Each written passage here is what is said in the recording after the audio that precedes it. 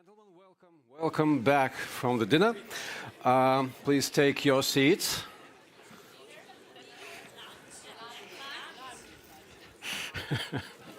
Okay, lunch. And we will continue with the NATO Public Forum here in Vilnius, Lithuania. The next session will be with a group of members of parliaments across different countries, and one of them will be speaking French, so please take your interpretation receivers in case you need them. Shashank Yoshi, defense editor at The Economist, will introduce the speakers and will lead the conversation. I now invite panelists on stage.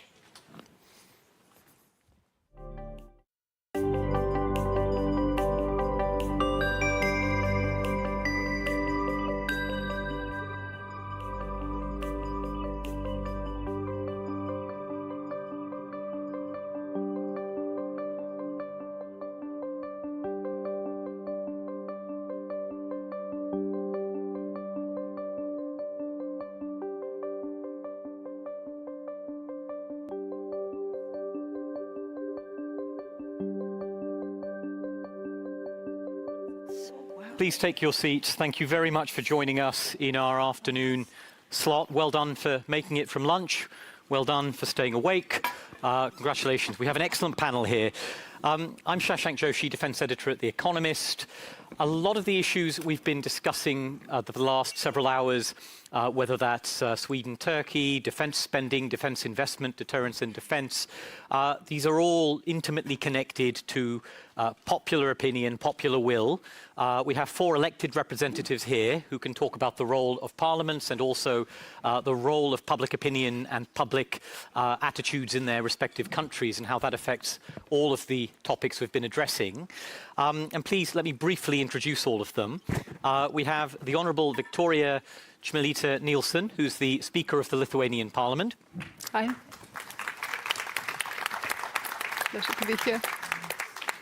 The Honourable Joël Gariod-Meylam, French Senator, who's the President of the NATO Parliamentary Assembly. Yeah. The Honourable Jean Shaheen, US Senator and co-chair of the US Senate NATO Observers Group. And the Honourable Tom Tillis, Senator, who is co-chair of also the co-chair of the US Senate NATO Observers Group. Just to kick us off, Madam Speaker, could you begin very briefly just by giving us a sense of whether or why parliaments matter in all of this? I mean, a lot of these are issues where the executive branch dominates, decisions are taken by defence ministers, prime ministers. What is the role of parliaments? Are they relevant at all here in what we're doing? I certainly believe so. And when today we live in the circumstances with the war in Europe, with Russia's brutal attack on Ukraine, it is obviously not just a regional problem. It is not just something that could be limited to 2 countries or, let's say, this area of the world. But it is an attack of the well-established rule-based international order. Among other things, it is also an assault on parliamentary democracy. And given the fact that parliaments are the ones that ultimately vote on defense budget, parliaments are the ones that make decisions on sending the soldiers overboard to other countries, I believe that, well, the role of parliaments is as important as ever, and definitely it would be a mistake and it would be impossible to understand if we would just stay behind and not engage more actively than ever. So parliamentary dimension has been very important since the war on Ukraine began. And I believe that this parliamentary diplomacy has also served good purposes and should continue to serve that as long as we find ourselves in very extraordinary circumstances, as we definitely do today. Thanks very much. Senator Gariod-Meylam, could I turn to you, please? And we'd just like to ask you a question about popular perceptions of NATO, particularly in an era in which the European Union has also been assuming more strategic responsibilities, doing more on strategic autonomy. Can you talk a little bit about how you see those differences and how they manifest in your work? I mean, obviously, first of all, let me say how much I agree with what Victoria has just said. I mean, the parliamentary dimension is so important, and that's what we do at NATO Parliamentary Assembly. We work with all parliaments, parliamentarians for every country to try to reach a consensus, which we have reached in supporting Ukraine, which is very important, and we've been totally unanimous. And in fact, I presented our decisions to the heads of state just a few minutes ago, because that is so important. Regarding NATO and the European Union, obviously there has been a lot of strategic discussions about that issue within Europe, but there is a really growing support for NATO. As you know, in Europe, we have a history. Unfortunately, this is not my case at all. I love the United States. I studied there. I've lived there. And so it's not my case, but there has been sometimes some resentment coming from the leftist parties, especially. But, more and more, everybody recognizes how NATO is important. But we want to develop our European defense, but within the framework of NATO. There's no other possibility now. We need to work within NATO, but we need as well to spend much more on our defense spending. For instance, our Parliamentary Assembly has recommended that we spend 2% of our GDP on budget, and that it should be the minimum, because it's extremely important to make sure that we have enough security for all our territories, all the member states of NATO. And I'm just realizing that as a matter of principle, I always want to speak in French, because French is the second official language of NATO, and I've switched to English, so I really apologize for that. I apologize to the French speakers who may be listening and who will give me a bad time afterwards. So maybe for your next question, I'll switch back to French, if you allow me. Thank you for indulging us. The support is growing, to have a short answer to your question. And can I ask a quick follow-up to that before I move on, which is, could you just, I worry we're in a room and on a panel where there's a lot of like-minded thinking, and as you said, you're an Atlanticist and you grew up in the US. Could you just identify the risks to that support? What do you think are the major risks going forward? Obviously, there are risks. We have all over Europe populist movements which are growing. And that's a big worry for us. And I mean, we've seen it recently in France. You must have seen it on the news. There's been a lot of turmoil, and we have to be very careful about that. And we have to explain over and over again what are the challenges for our common security. We've got to show how important that we are united, We are stronger together, that we always say, but it is something which is so important. And I'm sure we'll manage, I'm sure we'll succeed, because there's no other way, and that people will start thinking. But it's true, we have a little network of very strong supporters of Russia. I mean, they are always the same, the same people who were against vaccinations, the same people who are always against everything, and obviously now they support Russia. But I still do feel the majority of the French people and of all the other countries are realizing how important our unity is, because we cannot not support Ukraine, we cannot not support this common defense, and we've got to increase our defense spending. This is extremely important in every one of our countries.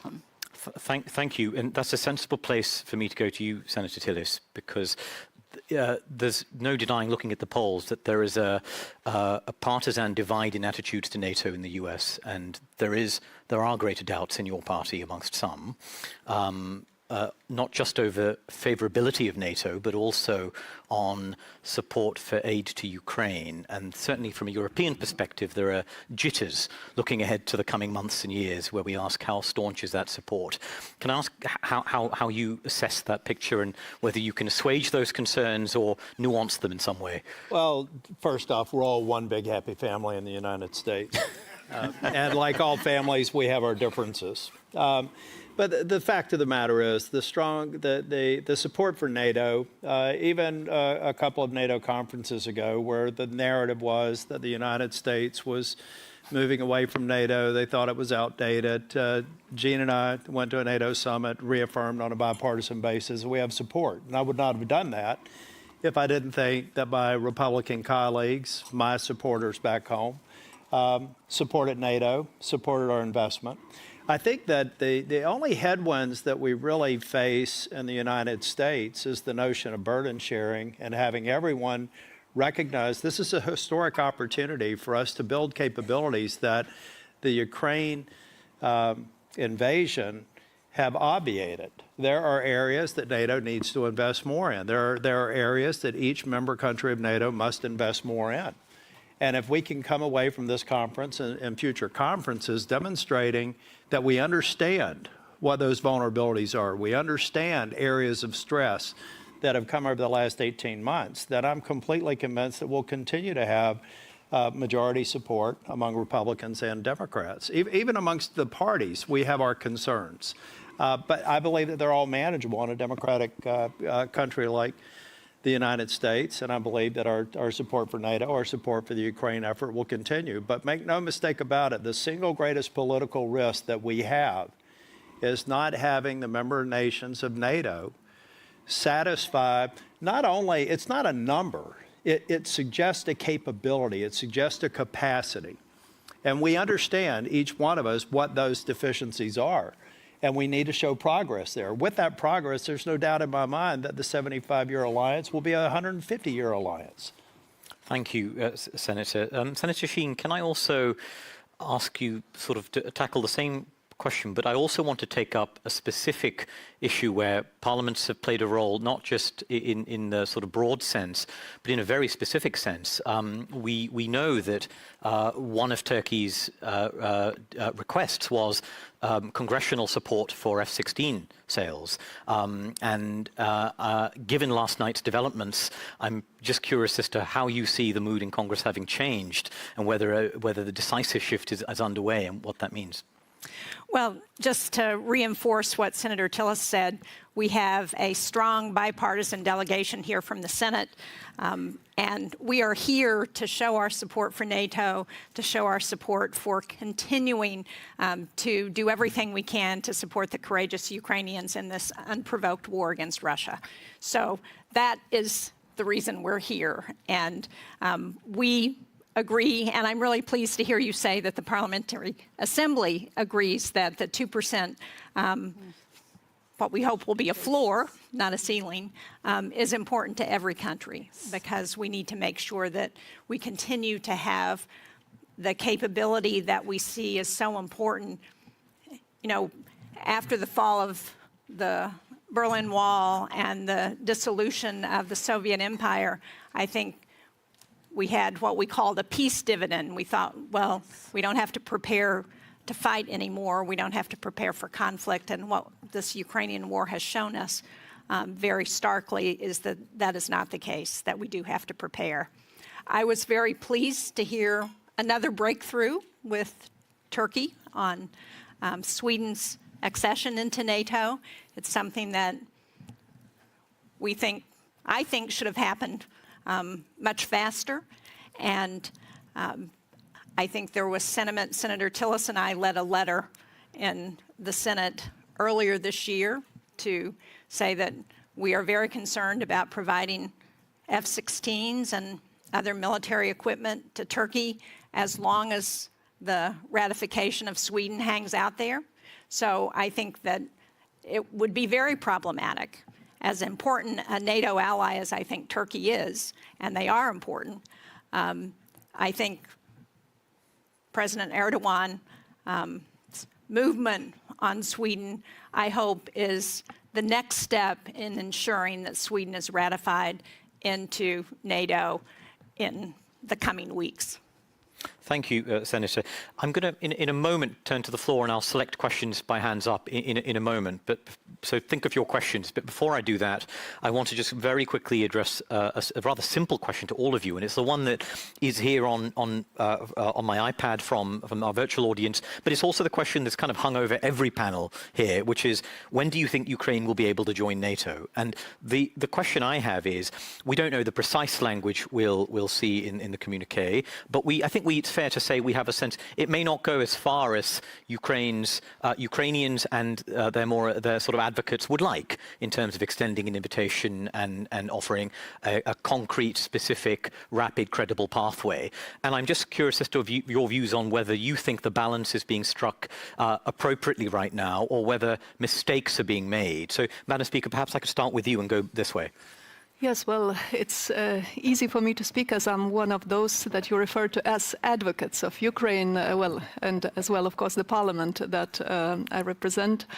So back in April, on April the 6th, Lithuania became the first parliament that voted unanimously on a resolution that stated specific aims of Vilnius NATO summit, and among those was invitation to Ukraine to become a member of alliance. So speaking today, just at the moment when the exact wording is being decided on, I can repeat that I think a very clear commitment to Ukraine on behalf of alliance is something that is necessary today.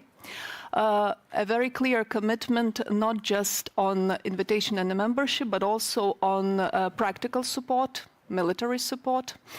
Ukraine has to win, and the sooner it wins, the better. Better for all of us in the West, better for our alliance. And I think the only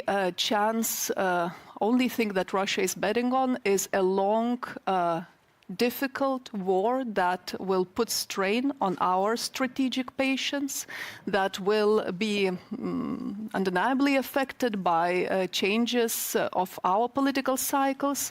And, we have a window of opportunity that would really be a pity, more than a pity to miss. Madam Senator. Totally agree. This is exactly what I told the heads of state earlier. The Parliamentary Assembly is 100% in favor of the accession of NATO, and we want this accession to arrive as soon as possible. We know there are problems. We know that within the NATO framework, we cannot accept a country which is at war. It is a principle. So that's why also we need to win this war as soon as possible, and we need to have all the efforts we can put on the table to help Ukraine to win that war as soon as possible. But I've also demanded, and obviously I'm talking in the name of my assembly, that a very clear path is put forward to say how we are going to achieve that. Obviously, it's impossible to say when it will happen, but what's important is that clear path is being drafted, and that also we afford security guarantees to Ukraine, and not only to Ukraine, because we've got to consider the other countries of the region, and I'm thinking of Moldova. I mean, there are other threats. We talk about Ukraine, but there's also Belarus. I mean, there's a huge worry regarding the whole geographical situation in that area, but we want to really press, and that's what we're doing in our parliaments. We've adopted resolutions in order to do just that, to push our governments to try to go as quickly as we can for Ukraine to become a member. This is so important. But Ukraine has got to win the war, and two, we've got to be able to help it. And I want to thank all the governments and all the states who have been very united. I know it's difficult, I know we have that problem in France. We weren't able to give as many munitions as we wanted to because there's just a practical problem. We never ever thought that a war with Ukraine would happen. Never thought about it. I must thank our Lithuanian and Baltic states colleagues. We were the only ones to say, be careful, you're being naive. And yes, we were naive. We never ever thought a war could happen on the European soil. We never thought that Russia would do such a stupid thing as invading Ukraine. But now we've got to do everything we can. Thank you. Senator Sheen. Well, I basically agree with that sentiment that it's in NATO's interest to do everything it can to support Ukraine in ending the war. It's in democracies around the world and all of our interests that Ukraine is able to win this war. And so a clear path for joining NATO is important. A piece of that, though, also is the democratic reforms that are part of NATO. And I think Ukraine has continued to move along that path in a way that's very important. We need to continue to support them. We need to continue to support not just humanitarian aid, all of the military equipment that we've talked about, but also the potential to rebuild Ukraine after this war is over. And that's been part of these discussions here at NATO. Are there any specific democratic reforms you have in mind? Well, I think corruption is one of the worst challenges that so many countries are facing, and we need to make sure that we've addressed that corruption wherever it exists, whether it's in a new democracy or an older democracy. So that's one. Certainly making sure that human rights are addressed in the country is another important issue. Thank you. Senator Tillis. I would just add to what Senator Sheen, and I agree with what my colleagues have said. I think we should also keep in mind, think about your country being under attack. You could easily and rightfully focus on those challenges. Hello? Hello? Ah, we have a backup. We have a backup here. Oh. Excellent. I felt like Madonna. For those of you who serve or follow legislative politics, think about having the pressure of a country that is committing war crimes, occupying you illegally, and yet your parliaments meet to focus on the very reforms that we're talking about. We're talking about the rule of law.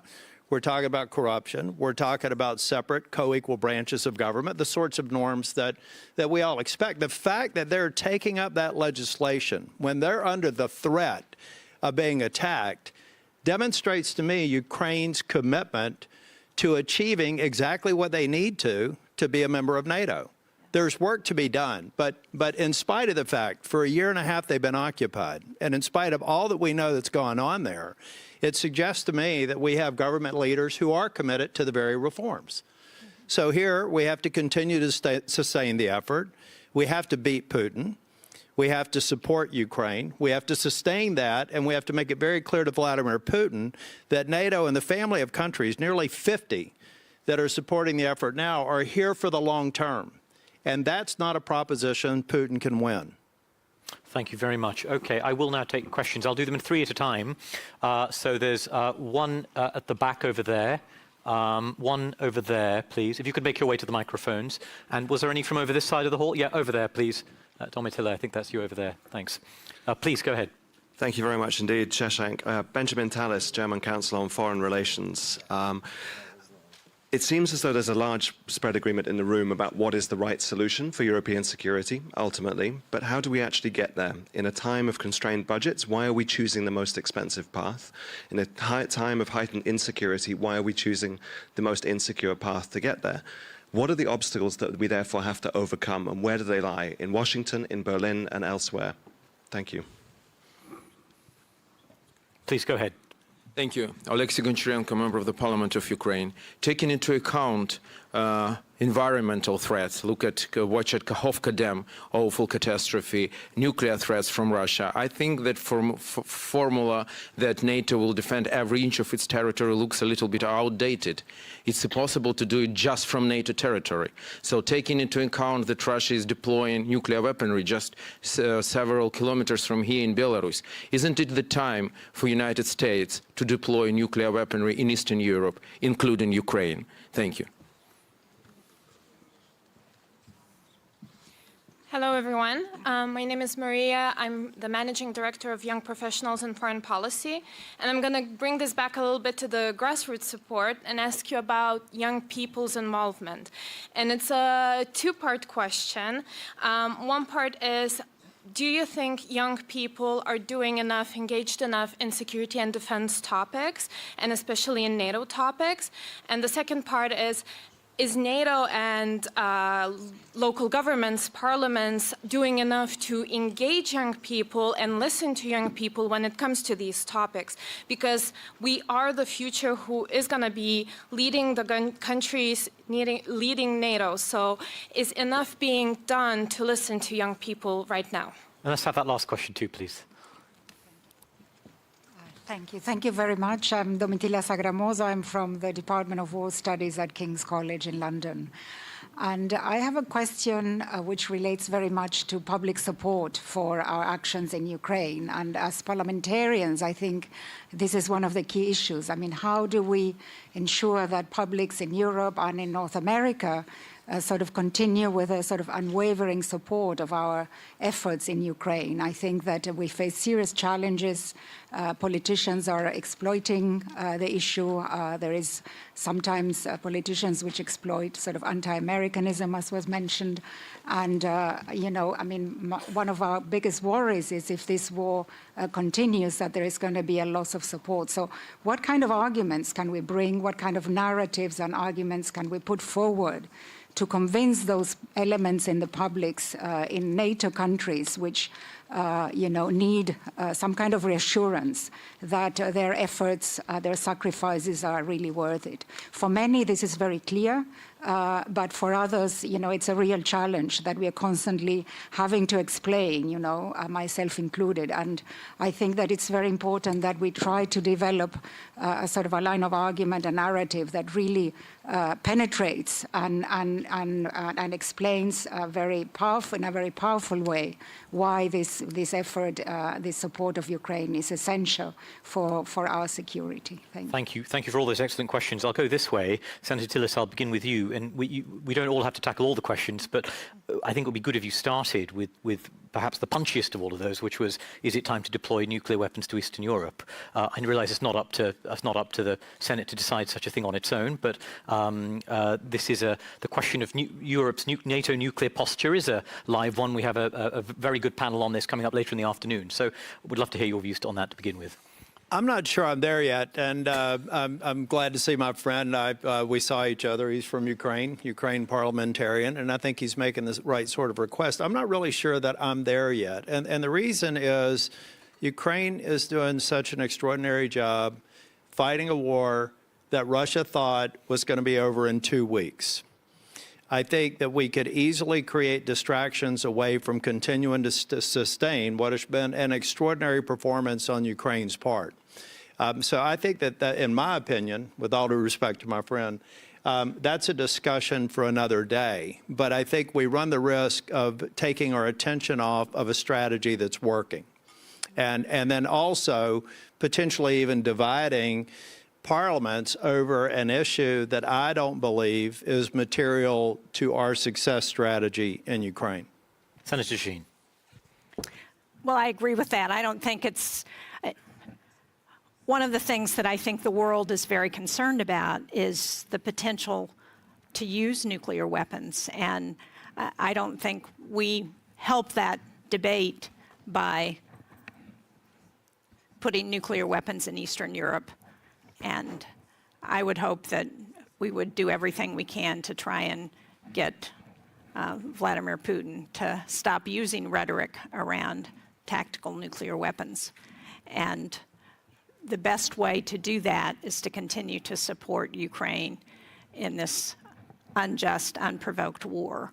And I would agree with the last questioner who talked about, how do we continue to build support in a democracy for this kind of an effort? Well, I would argue that it's going to be a lot cheaper to defeat Vladimir Putin in Ukraine than if he comes into Lithuania or the Baltics or Poland or other parts of Eastern Europe. And I'm concerned that if he wins in Ukraine, he is not going to stop. And that's going to cost us a lot more money than supporting Ukraine. I had a meeting with a number of women of the Ukrainian military last fall, and one of the things one of them said to me that has resonated so much that I say to my constituents, she said, give us the weapons in Ukraine so we can fight the Russians so that you don't have to. And when I say that to my constituents in New Hampshire, they understand that. They know that it's important for us as a democracy to support this effort. And there isn't a one-size-fits-all answer for everybody. This is a debate that we've got to continue to have with our constituents on a regular basis. And as leaders and parliamentarians, it's up to us to continue to make this case and to do it until Ukraine has won this war. Senator. Here again, I totally agree. But first of all, about nuclear weapons, that I would totally disagree at that stage, for the reasons you said, but also because we've got already nuclear deterrence in Europe. Britain and France do have this nuclear deterrence, and, this is a very strong dissuasion force. And, Putin is very aware of that, obviously, and I really don't think he would do such a stupid thing, but he's done other stupid things, obviously, before with Ukraine. But I don't think we should go further, and we should concentrate, as you both said, on, the winning strategy and helping Ukraine the best way. Regarding the other questions, yes, young people should be much more informed about the issues of defense and the risk for our democracy. And that's what we have to fight for. There's a lot of fake news, disinformation coming from the Russian side, which is gaining territory. In fact, I'm present very soon a report on fake news and Russian disinformation to the NATO Parliamentary Assembly. It's incredible to see how good they are at it, and we need to be even better to promote the democracy, because the risk is enormous. As you said, if we lose Ukraine, all the other countries in the area are at risk, but it will go even further. Obviously, we know that China is looking extremely carefully at what's happening with Ukraine. As you know, there's a very strong question with Taiwan, and, we've got to be very careful about what's happening in that area of the world as well. And that's why we've got to win this war. I'm sorry, I feel I'm repeating myself all the time, but this is so important, and we've got to do it now and make as many efforts as we can to win it now. And that's why we are working within NATO Parliamentary Assembly with all our parliamentarians. And I know there are some members of the Bureau who are somewhere here coming from different countries, and obviously we all agree on that. And really the message is democracy. Democracy is so important. It's a word which has been losing some of its appeal for many young people, due as well to all this disinformation. But it's very easy to compare the situation within all countries in Europe and in North America, and what's happening in the countries where there's an autocratic regime. And the difference is just so obvious. We don't have these 3,000 Belarus prisoners just because they dared to say they didn't agree with what their autocratic President Lukashenko was doing and saying. This is unacceptable.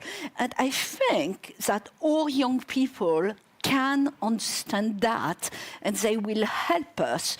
They will understand and they will help us put forward that idea. Because yes, in Africa as well, we see China and Russia at work trying to present some ideas which are wrong and using all or fragilities, because that's the problem of the democracies as well. It's an intrinsic problem. We are fragile because we respect everybody and we want to work together, and that's what it's all about. But there's a lot of work to be done and discussions to be held. But, you know, we parliamentarians are doing it as much as we can. Thank you. Madam Speaker. Yes, well, on a slightly provocative but also a very logical question on nuclear weapons. I think, well, it's a good point that it is supposed and was supposed to work as a deterrent. But, well, we cannot fail to see that Russia has been using a nuclear weapon with impunity. And it is logical that the more countries will want to acquire it as a means of defense if we continue giving in to blackmail of Russia. I think it's, well, there is no other way to put a stop to it than to say very clearly, very loudly, without any doubt of any shadow of doubt, that nuclear blackmail does not work on us, because else we open up the whole new sort of alley of debate that, well, it sounds like we would rather not have. On engagement of youth, I think, you know, there is a very good saying that probably rings as true as ever now, that every generation has to win democracy. So for the young generation right now, well, there is no better example, also no more emotionally compelling example than seeing their counterparts in Ukraine go to defend their motherland, their country, their freedom, their democratic future on the front, or, well, even unfortunately dying in completely brutal and also senseless terroristic attacks of Russia. Well, if that cannot bring this urgency, then really nothing can. And I believe, looking at least to the youth in our country, in our region, that the support for NATO being record high, the support for transatlantic bond being record high, I think that, well, there is this understanding, and that we have every reason to look at our young people with a lot of hope that they will continue, and perhaps continue in a more efficient, effective way and emotionally engaged way than we did for a while, when it looked like we were almost at the, well, so-called end of history. And speaking of the engagement of, people in the course of supporting Ukraine, in the course of being on the side of NATO, about the skepticism, well, I believe if there is any kind of silver lining to the brutal attack of Russia, is that newly founded, reinvigorated bond we have with our transatlantic partners. I think the understanding that the project, the security architecture that has been created after Second World War, which is very much a common project, and that the United States of America has invested so much in, is actually under threat. And that we are all in, and our citizens, our constituents can hear this from us, parliamentarians. And I think that, well, spreading this message is perhaps a single most important thing that we can do right now. Okay, thank you. I think we have a little bit more time for questions. Anyone else would like to ask one? Just at the front over there, and at the back over there, please, if you two could make your way to the microphones.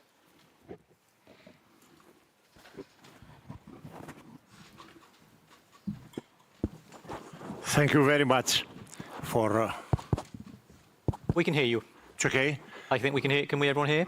Yes, I think so. I listen very, very carefully what honorable parliamentarians have said, and I see their support, parliamentarian support for NATO, and grassroots support for NATO. Is exactly what the honorable senator from New Hampshire say, that we need to explain to the people. You need to explain to your people, because the people provide the legitimacy of your efforts and your decision. And I like to put another dimension of another organization that maybe you know. Could we have a brief question, please, because we've got such little time. I want to make sure we have enough time for answers. Okay, very quick. I'd like to mention the Atlantic Treaty Association. Many of the participants here come from the Atlantic Councils of their respective country, of the Association Française pour la Communauté Atlantique, of the Greek Association, and is exactly we support is the citizen society that support and give the legitimacy to your efforts and to NATO. Sergei Sidorenko, European Pravda, Ukraine. I heard an idea of our French colleagues that there is a kind of proposal to have security guarantees not only to Ukraine but also to Moldova, as far as I understand. Could you please elaborate more, because I have never heard of that idea. So do you see that Moldova have to be a kind of supplied by weaponry like Ukraine is, or maybe some other form of security guarantees, given that they also have occupied territory? Thank you. Okay, Madam Senator, why don't I start with you, please, and I'll change the order around. Obviously, we're worried about Moldova. It's enough to look at a map of the region to see that Moldova is at risk, because obviously, you know, it's an access to the maritime area, and there is also this Transnistria region, which is under Russian, leadership. And this is a fragile area. That's why we're doing a lot to support Moldova. I've been there several times. I mean, we're really trying to help as much as we can the country, because we've got a democratic president who is being attacked by the Russian-minded and, Russian supporters. And we have to be very, very strong about it and, put as much as we can in order to help Moldova as well. But it's not the only country at risk. But Moldova, in my mind, in our minds, would be the first one at risk. I'm not sure I totally understood your question, and so I'm not sure I've answered fully to your question, but that's fine. With such little time, we'll be fine. Sorry, Which kind of security guarantees concretely to Moldova? Well, first of all, we have to be very brief, I'm afraid, because we have such little time First of all, we've got to help from an economic point of view, because a country which is fragile from an economic point of view is fragile from a security point of view. And then obviously we've got to reinforce our forces, our NATO forces on the eastern flank, especially with troops in Romania, in the eastern part of Romania, and it's also with Moldova in mind. But obviously we support NATO countries. NATO can only be in NATO countries, but we have reinforced the security of that area. And believe you me, it's an important security we've been doing. Speaker, in less than a minute. Just a few words on Moldova. Of course, it is a very important country, well on its European way. And I think the main task is to actually help it to become the full-fledged member of the European Union. It makes a great effort. And of course, well, here speaking in the NATO forum, it's a parallel track, but it's very closely interconnected. Well, when looking back some 20 years ago, I am very happy that back then Lithuania, Latvia, Estonia became members of both EU and members of NATO, because else imagine that we would have another gray zone here when we have flourishing democracies sharing the same principles and values with our Euro-Atlantic alliance and community. Same goes for Moldova, which is well underway. And of course, we cannot overlook or forget Belarus, who is under Lukashenko's regime, but which is also a European country that belongs in the future to Europe. So, of course, victory in Ukraine will also mean a change in Belarus, and we have to not forget that. Senators, rather than ask you to repeat some of these themes, I just want to end by asking you something we really should address, not leave without addressing, which is the subject of Asia and NATO's engagement with Asian partners. I want to ask you both, are you satisfied, content with what you've heard from European partners on their approach to Asia and particularly the challenges posed by China, given the language last year? Or do you think this falls short, given lingering opposition we still have to a Tokyo office, for instance? Senator Tillis. I think that the outcome of the Madrid conference and the strategic concept and the collective recognition of China's emerging threat was a great start. I think the fact that we have 4 countries here from the Indo-Pacific region is also another indication that the world is small, and that we have to take all of these threats seriously, and we all have I think we're sharing a mutual interest. So I think we made progress last year. I think we're making continuous progress. When you have countries in Indo-Pacific wanting to potentially open offices, I know that may take some time, but start thinking about how that area of responsibility has shared interest with Europe and with the United States is a very good start. I think it's a good trend, and it will continue to build. Thank you. Senator Sheen, can you offer us some concluding thoughts on that subject? Well, I think the threats are connected. So make no mistake, our adversaries, whether it's China, North Korea, Iran, they are watching what happens to Ukraine. They're watching what happens to the transatlantic alliance and whether we can stay together to support our ally. And so we need to recognize that it's all connected and we've got to work together. And that's, I think, what NATO is looking at, not just in terms of the strategic concept that mentioned China, but also in looking at cyber threats, looking at environmental, climate threats, all of that, because it's not just the threats that we can see next door, but there are other threats, and NATO is looking at how we can work together to address those. Thank you so much. We've covered an enormous number of topics, everything from NATO's defence posture to winning the argument with publics, to the extended neighbourhood, Moldova, to the Asia-Pacific region. And all that's left is for me to ask you to please join me in thanking our panellists today.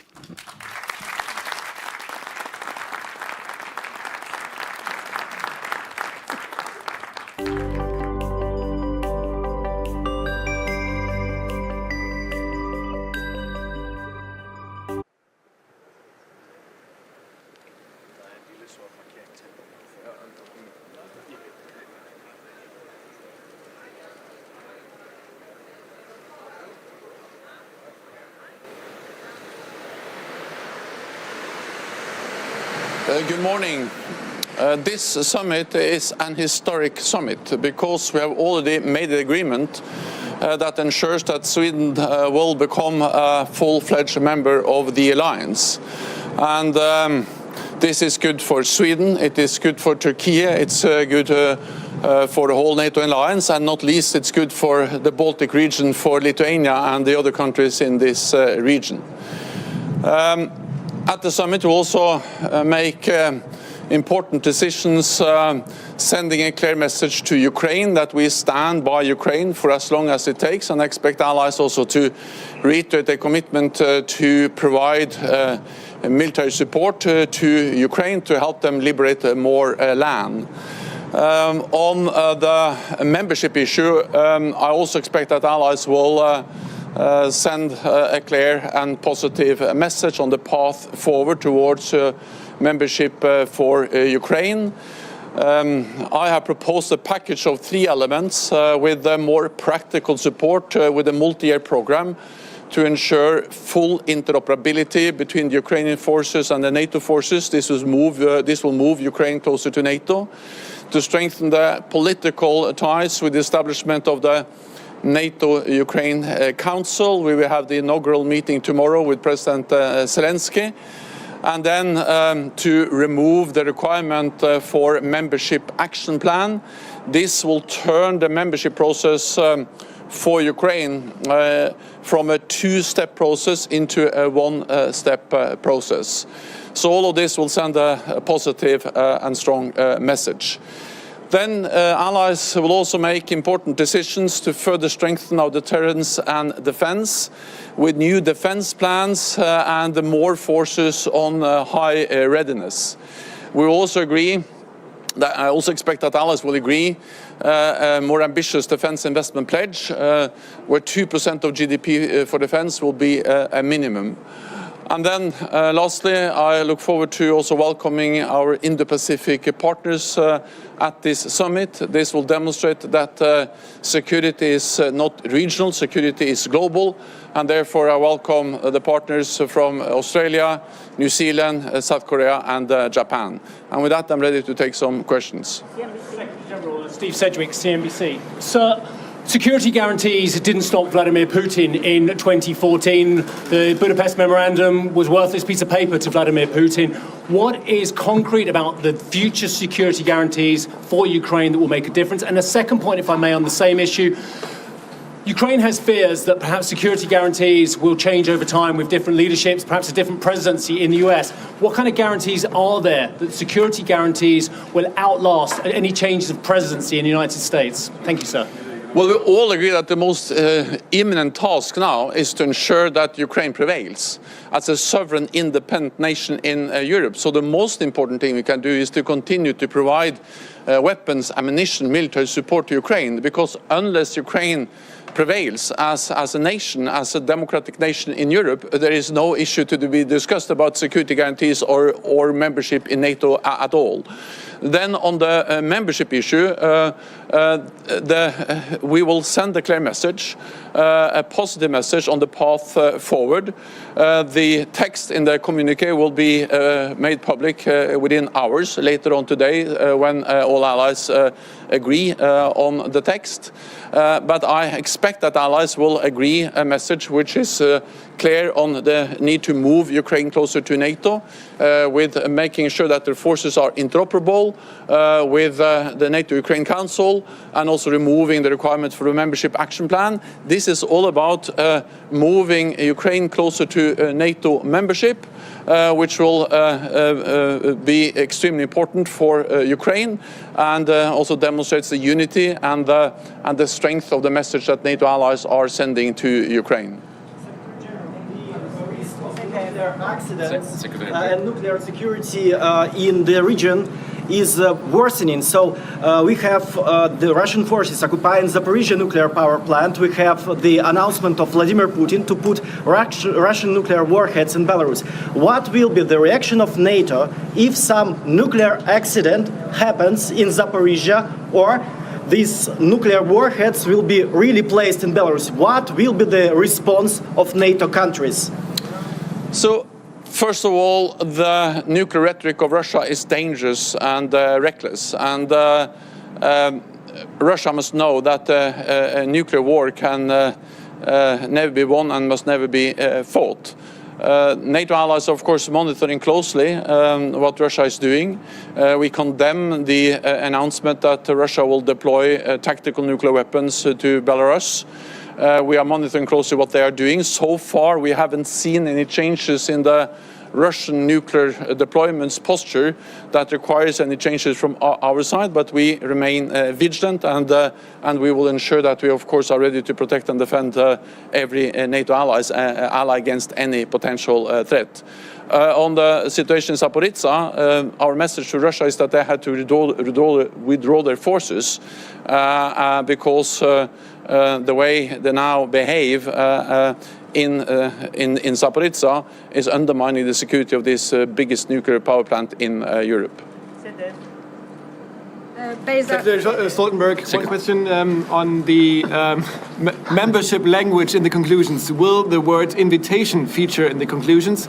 And the second question, a few days ago, Mr. Zelensky said there was no point in coming to Vilnius if there was no concrete discussion and concrete thing that NATO could offer. What would that have meant to NATO, and now what is your feeling about this? Will he come? President Zelensky will come. I'm glad to welcome him both at the dinner tonight and at the inaugural meeting of the NATO-Ukraine Council tomorrow. NATO ally will send a strong, united, positive message on the path forward for Ukraine. But I will not go into the exact language now, because that will be made public when the communique with the text is agreed, and that will happen later on today. But rest assured, the message will be positive, the message will be strong, the message will be united from NATO allies. This is both about the path forward for membership, but also about the most imminent task, and that is military support. Because unless we ensure that Ukraine win this war, unless we ensure that Ukraine prevails as a sovereign independent nation, there is no membership issue to be discussed. So we have to understand the timelines, the tasks, and the first and the most imminent task is to ensure that Ukraine prevails and President Putin does not win this war. Thank you. Mr. Secretary General, can you say something about the decisive issues in the last moments of the negotiations between Turkey and Sweden? How important were, for example, the F-16s probably arriving from the United States? And lastly, how relieved are you personally of this result? Well, the agreement is public. You can see the statement, and that statement addresses the same issues that we agreed in Madrid. So the agreement yesterday, it builds on and is implementing the agreement that we reached last year in Madrid. So this is about stepping up the cooperation to fight terrorism, which is extremely important for Turkey, but also for all NATO allies. It's about the lifting restrictions on arms exports, and it's also about ensuring that this is a long-term continued cooperation between Sweden and Turkey also after accession. So there are no other agreements. The agreement is public, as the agreement was in Madrid, and the good news is that we have then paved the way for Sweden to become a full member. And I will thank President Erdogan. I also thank Prime Minister Kristersson for their constructive approach that enabled the decision yesterday to allow Sweden to become a full member, and for Turkey then to ratify the accession protocols for Sweden. Regarding the agreement reached by Turkey and Sweden yesterday, I would like to ask, will NATO act as a guarantor, especially for promises made by Swedish side, new promises made, to be fulfilled not only before but after the ratification as well? I'm absolutely confident that both Sweden and Turkey will adhere to the agreement, and also that this will continue after accession. And to ensure that, we actually established last year in Madrid what we call the permanent mechanism to ensure the continued cooperation on the fighting terrorism. And just the fact that we have met many times since Madrid to step up our cooperation in the fight against terrorism demonstrates that this is a lasting agreement and a lasting commitment that will also be there after Sweden joins the alliance. A question on the bilateral or multilateral security guarantees, which are not part of the NATO, as I understand. Can you elaborate a little bit what they will contain, which countries will participate, and as of what time they will be valid? So is it only when there's a ceasefire, when the war is over? So, and will it be concluded here at the summit? Thank you. At the NATO summit, we will agree a package for Ukraine with more practical support, with stronger political ties, and also decisions to move Ukraine closer to NATO membership. And the exact language will be available later on this today. Then some allies are also then having a bilateral or multilateral dialogue with Ukraine on a framework to have in place to ensure continued support for Ukraine. I think it would be wrong if I go into the exact language of that and also exactly how that will be made public. But of course, this will complement and supplement the decisions made at the NATO summit. Secretary General, the question about potential Wagner mercenaries in Belarus. Are there any traces of their presence seen by NATO? Thank you.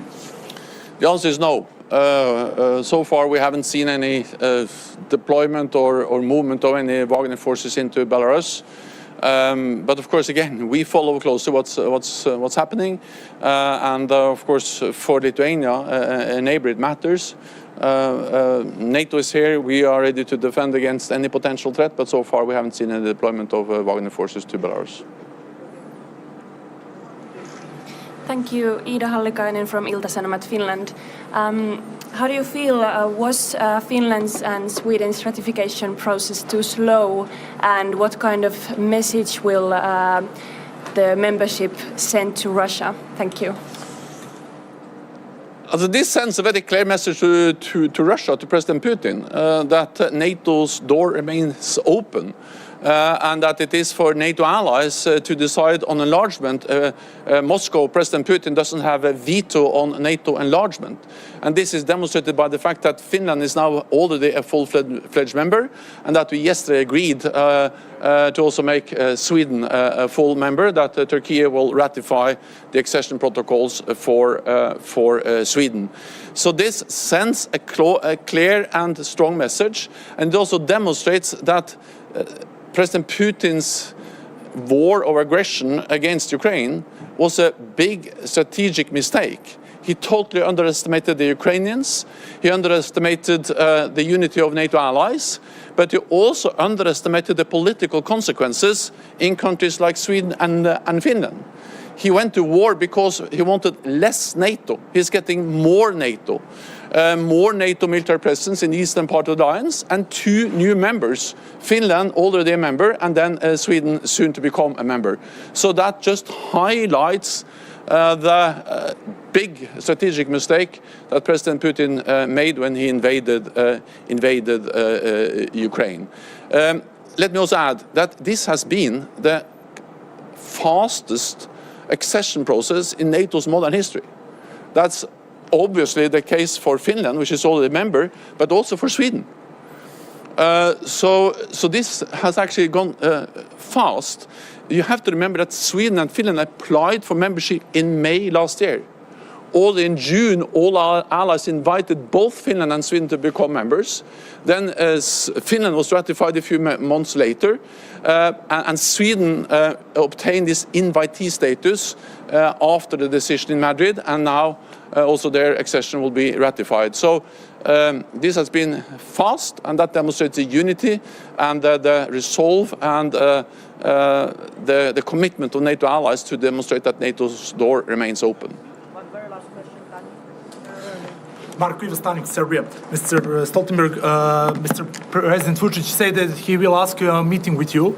Do we meet, and when? And why KFOR allows special units for Pristina in the north of Kosovo and Metohija, despite Serbians, and can do anything with that? As I'm in regular contact with President Alexander Vučić, and of course I'm ready to meet.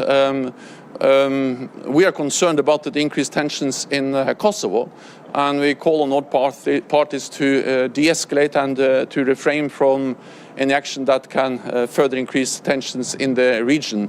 NATO is present in Kosovo. We have the KFOR forces there that are there to ensure security and stability for Kosovo and the people living in Kosovo. We execute our UN mandate in an impartial way, and NATO has increased its presence in Kosovo, added some 100 extra KFOR troops because of the instability and the violence and the tensions we have seen over the last weeks. Thank you so much.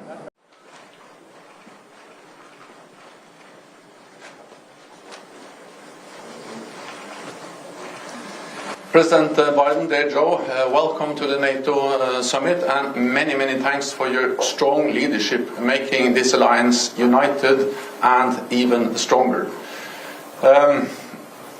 This summit is already historic because the agreement we made yesterday will make Sweden a full member of NATO. And that will make our alliance even more capable of defending all allies. At this meeting, we will also send a clear message to Ukraine that we stand by them as long as needed, and also that we agree on united and positive message on the path forward for Ukraine and membership for Ukraine. Another major message from this summit will be that we need to invest more in our defense.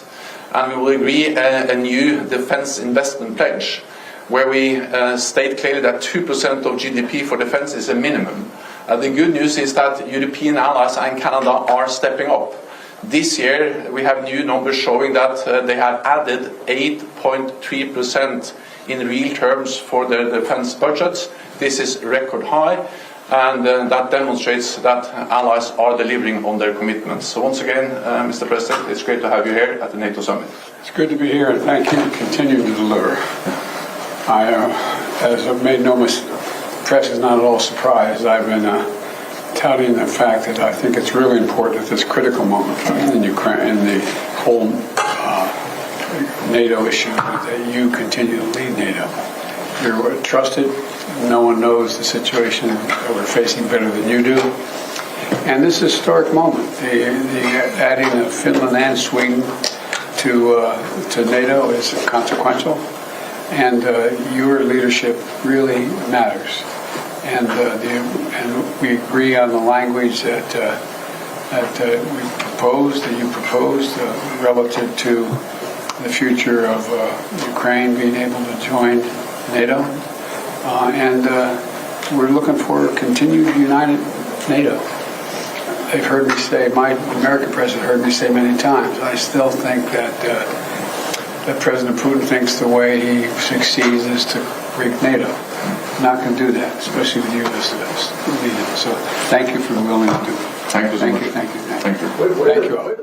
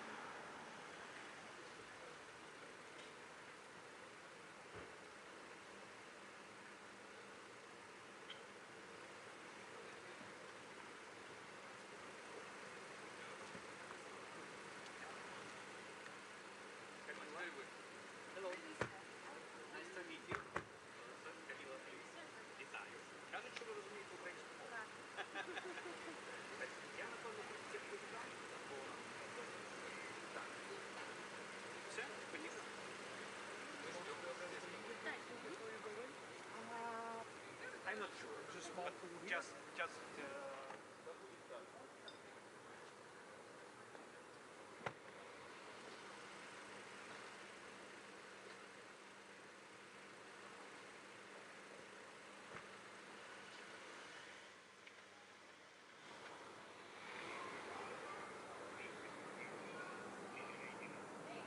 You know, the main goal is a full-fledged membership. Yes, but leaders, President, now they are discussing removing. That's why I will not discuss with you right now, because we will wait tomorrow, and we will hear, we will see. But right now I come to sign with my colleagues, ministers of defense of the French countries, a memorandum regarding the F-16 training courses coalition. So you are waiting for invitation in Vilnius? Yes, sure. Sure. And what about the retreat from Mr. Zelensky about it was very critical. My president knows something. Good luck.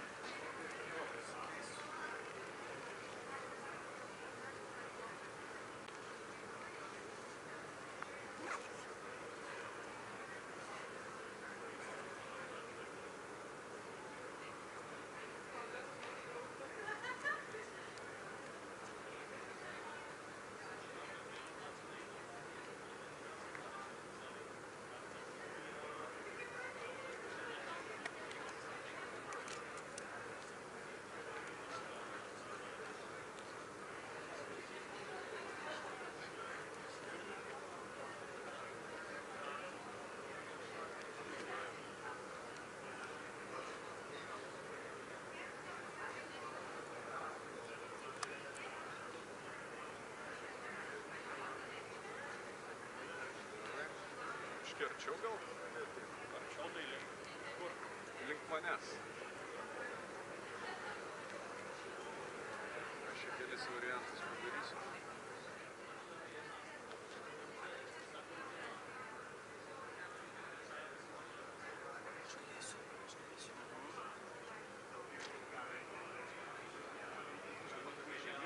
Durnas dabar gaunasi man. Jeigu būtų žemesnis, tai man būtų gerai.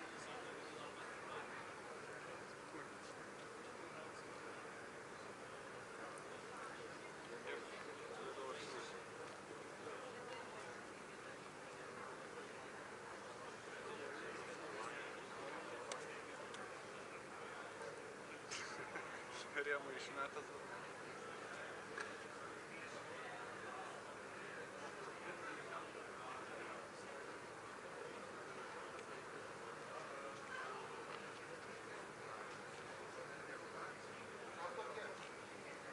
Dar geriau portretą tokį labiau padaryti.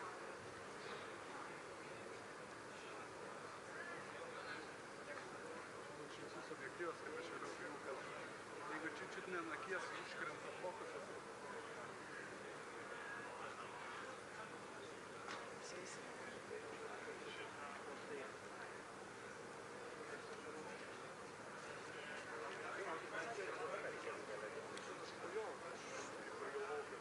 Sakė laisvos formos.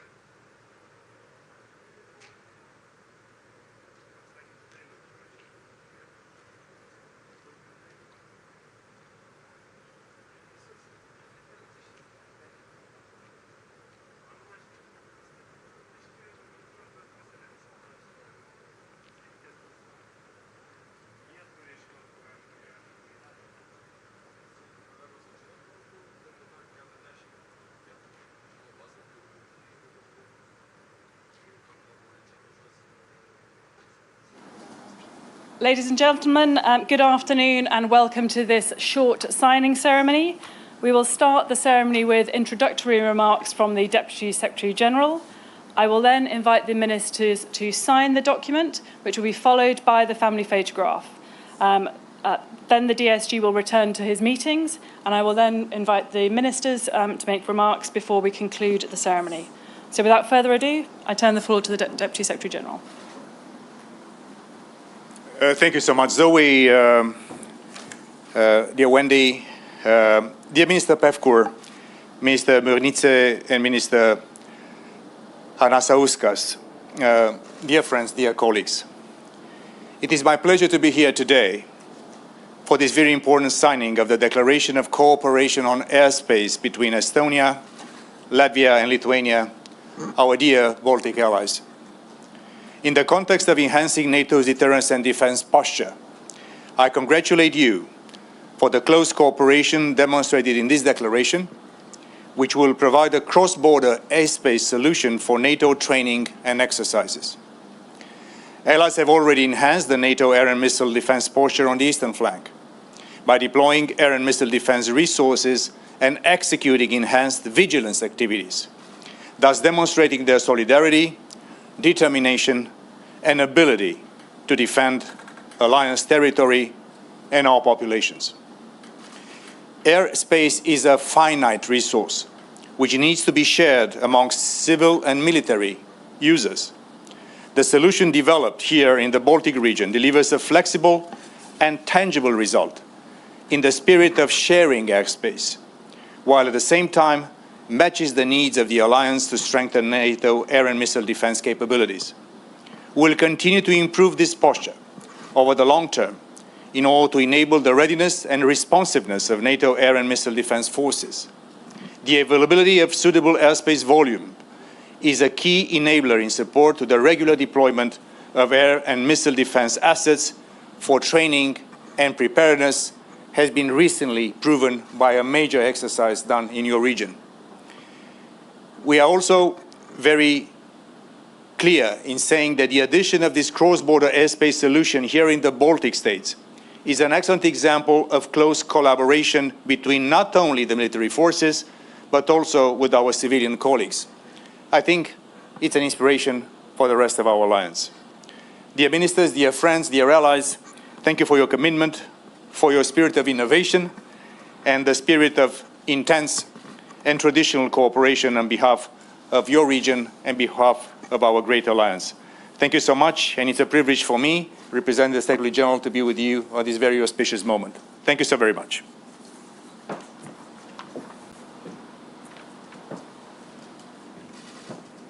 And I invite you to sign the declarations in front of you.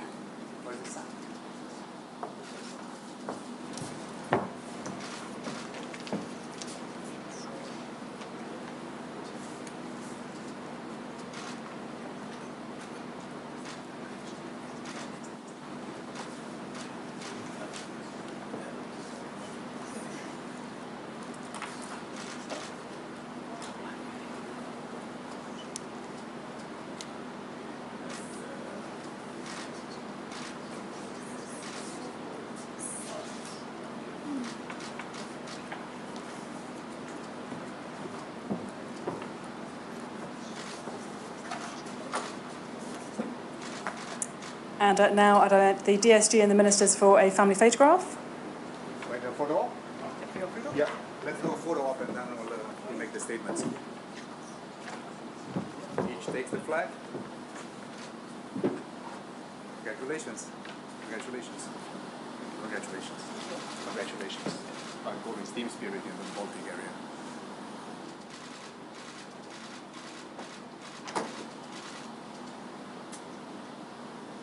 Thank you so much, and I will leave you for your declarations.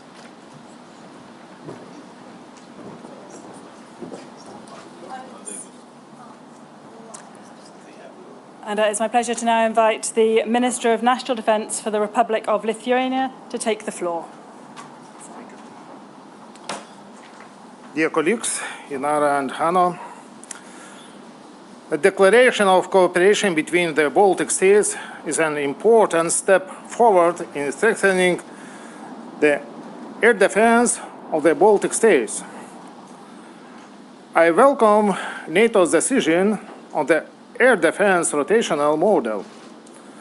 It is of exceptional importance for Lithuania. The rotational model will help to ensure a smooth transition from air policing to air defense. We work with our allies to implement the rotational model. Lithuania is ready to provide the needed infrastructure and host nation support. We invest in national air defense capabilities. Lithuania acquires additional NATO system. Also, over the next 10 years, Lithuania plans to invest about 142 million euros in the infrastructure of the Šiauliai Air Base. We are grateful to the allies for deploying air defense assets for the protection of the NATO summit, which contributes to success of this event.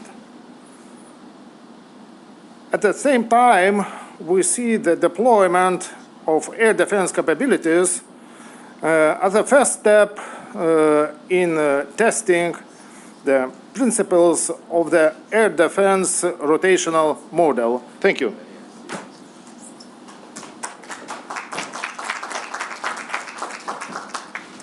Thank you, Minister. And I'd now like to invite the Minister of Defence for the Republic of Latvia.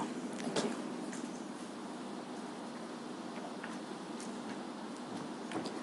Thank you, my fellow colleagues, ladies and gentlemen. Ukrainian resolve to protect their country and people against Russia's aerial firepower shows us every day that air defense is an important component to determine course of the war and success in it. We have no reason to think that Russia's air and missile campaigns would be different in any other potential conflict. Given the circumstances, it's particularly crucial to step up national and collective efforts in boosting our air and missile defense capacity. I echo my colleagues and welcome NATO's decision on air and missile defense assets rotational model, which is incremental step for whole alliance. I am very glad that together with Lithuania and Estonia we have reached another milestone in our close cooperation. Commitments highlighted in this declaration is our share to facilitate swift and prompt implementation of rotational model, as well as to host and contribute to NATO deterrence activities. Our trilateral achievements so far serve as a good example for our allies. We have already established opportunities for NATO and allies to employ our airspace.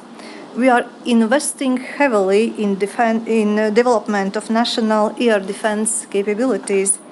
Our intent is to increase defense investments, and it remains unwavering. Latvia stands ready to provide necessary infrastructure and host nation support for allied air and missile defense units, thus facilitating interoperability among our forces and exercising transition from air policing to air defense. We look forward to temporarily hosting Baltic Air Policing mission from Lielvārde Air Base. Relocation of this vital mission demonstrates NATO operational flexibility and provides novel locations in the Baltic region for Allied fighting jets to test interoperability and to exercise. I am confident that sky over Baltic states is and will remain secure. Thank you.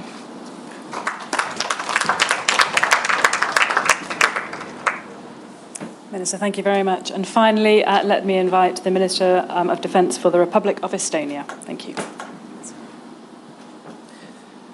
Thank you very much, dear Inara, are with us.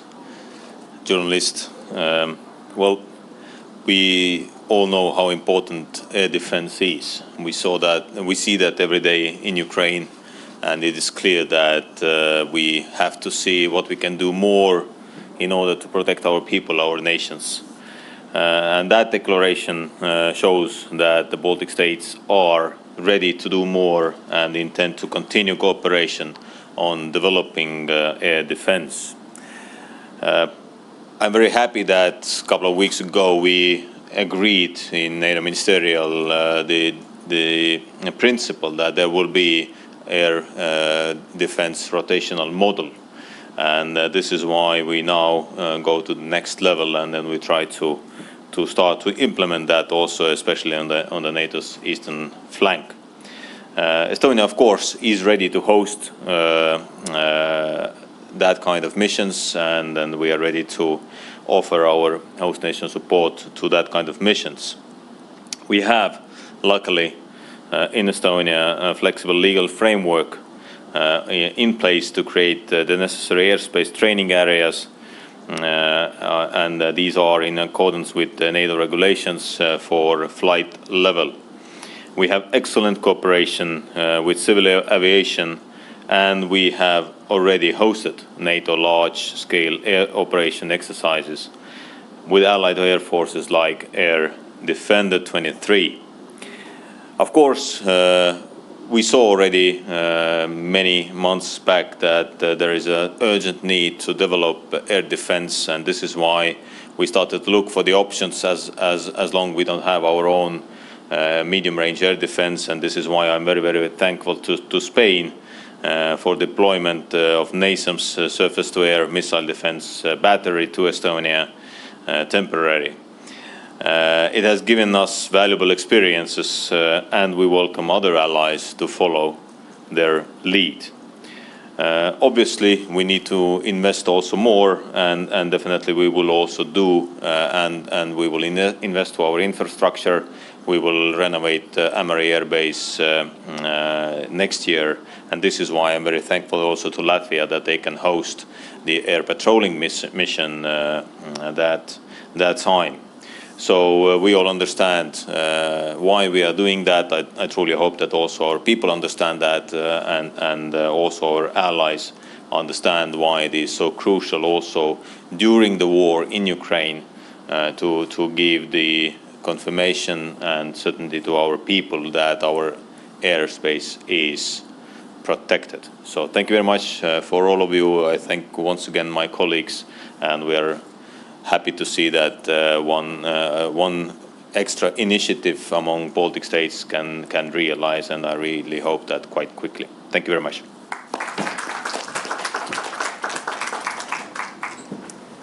Ministers, ladies and gentlemen, that concludes our ceremony today. Thank you very much for attending, and I wish you all a wonderful rest of the summit. Thank you.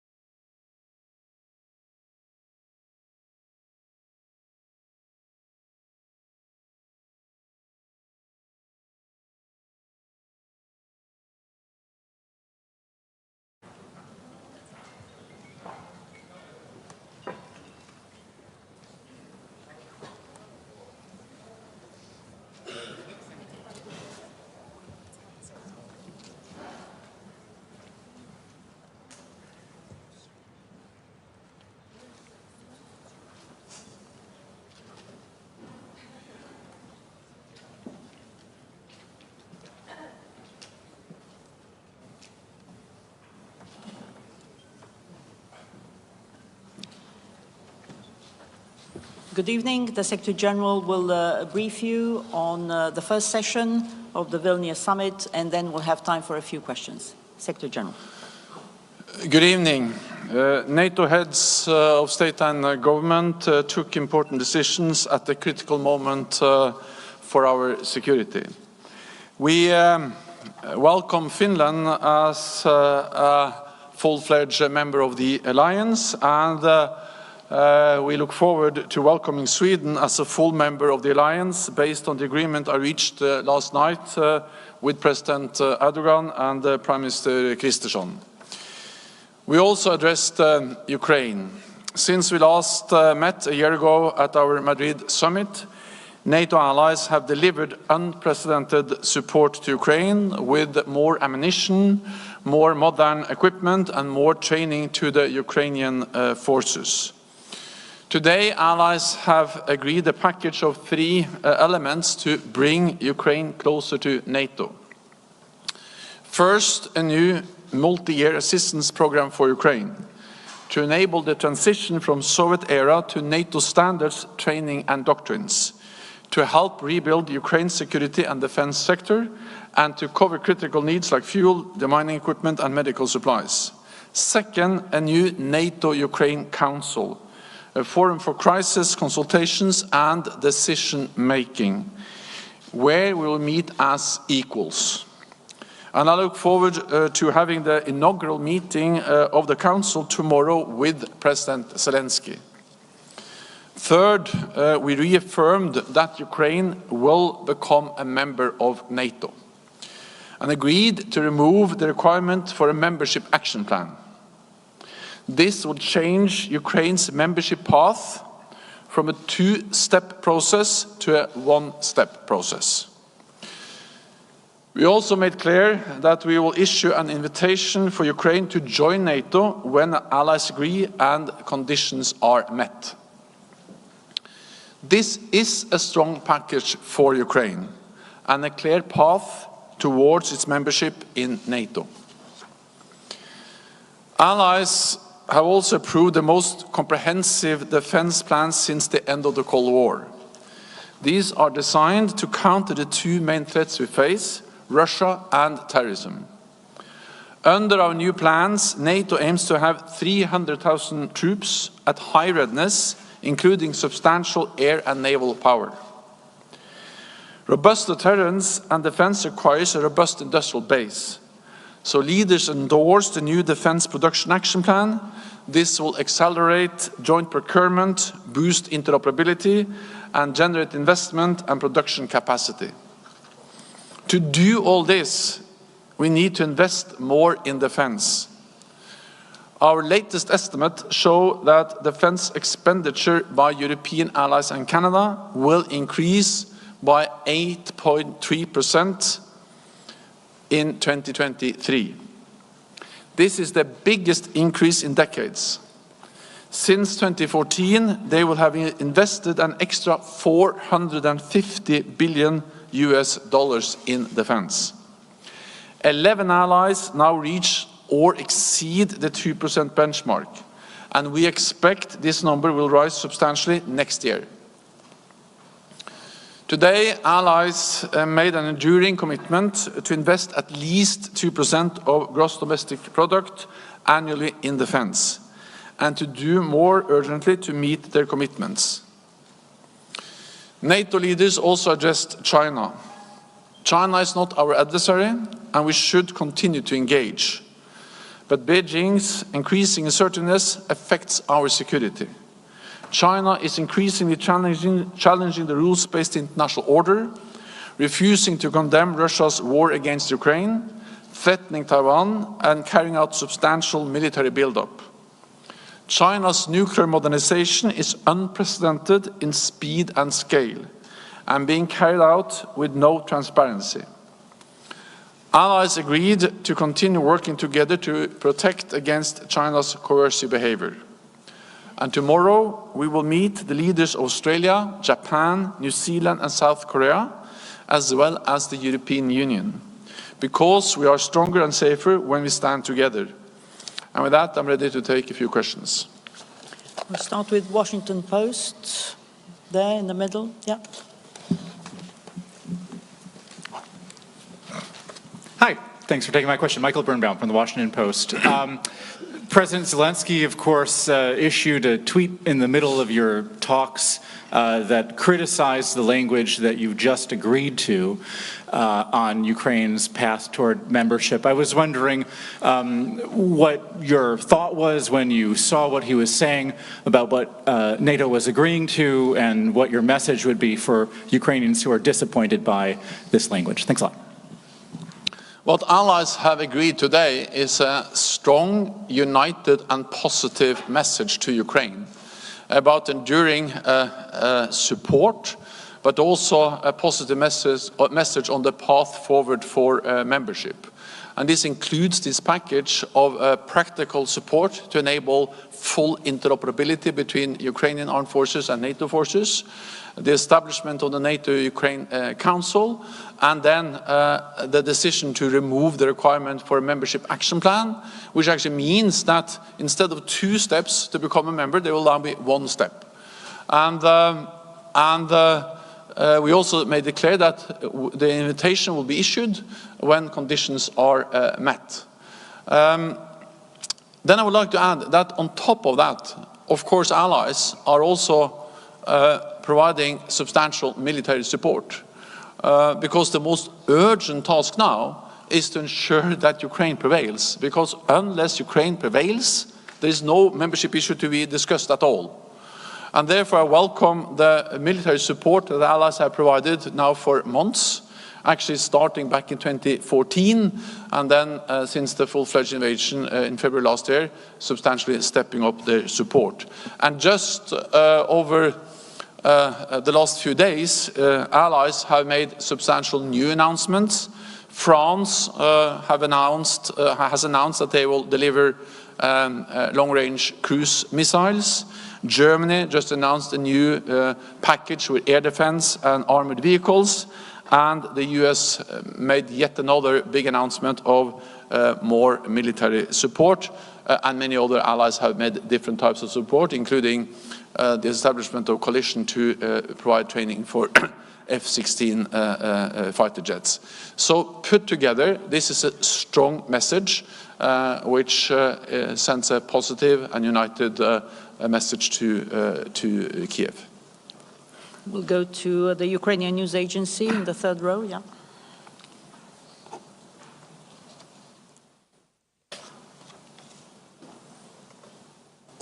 Dmitry Shkurko, National News Agency of Ukraine here. Thank you for the floor. Question, just follow up my colleague. Can we expect today a final communique on Ukraine, and we can expect it tomorrow? And could you please specify what kind of conditions Ukraine still need to fulfill to initiate the accession procedure and to get an invitation? Thank you. So we have agreed a communique, and we also agreed a package for Ukraine. That was agreed by the leaders, and I referred the main elements now. The practical support, the political ties with the NATO-Ukraine Council, full interoperability, the removal of the membership action plan, and then, of course, also all the different things that allies are providing bilaterally, including with the new announcements we have heard today and the last few days. I have been in close contact and regular contact, and NATO allies have also been in regular contacts with Ukrainian officials. I've discussed this also with President Zelensky, and I look forward to meet him tonight, and then also to have the inaugural meeting of the NATO Ukraine Council tomorrow, where I will set out the package of the 3 elements bringing Ukraine closer to NATO, and this is a strong package. Okay, Reuters. Over there.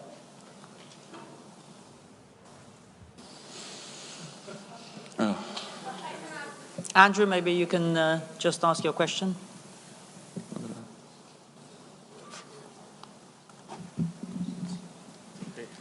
Andrew Gray from Reuters, Secretary General, to come back to President Zelensky's remarks.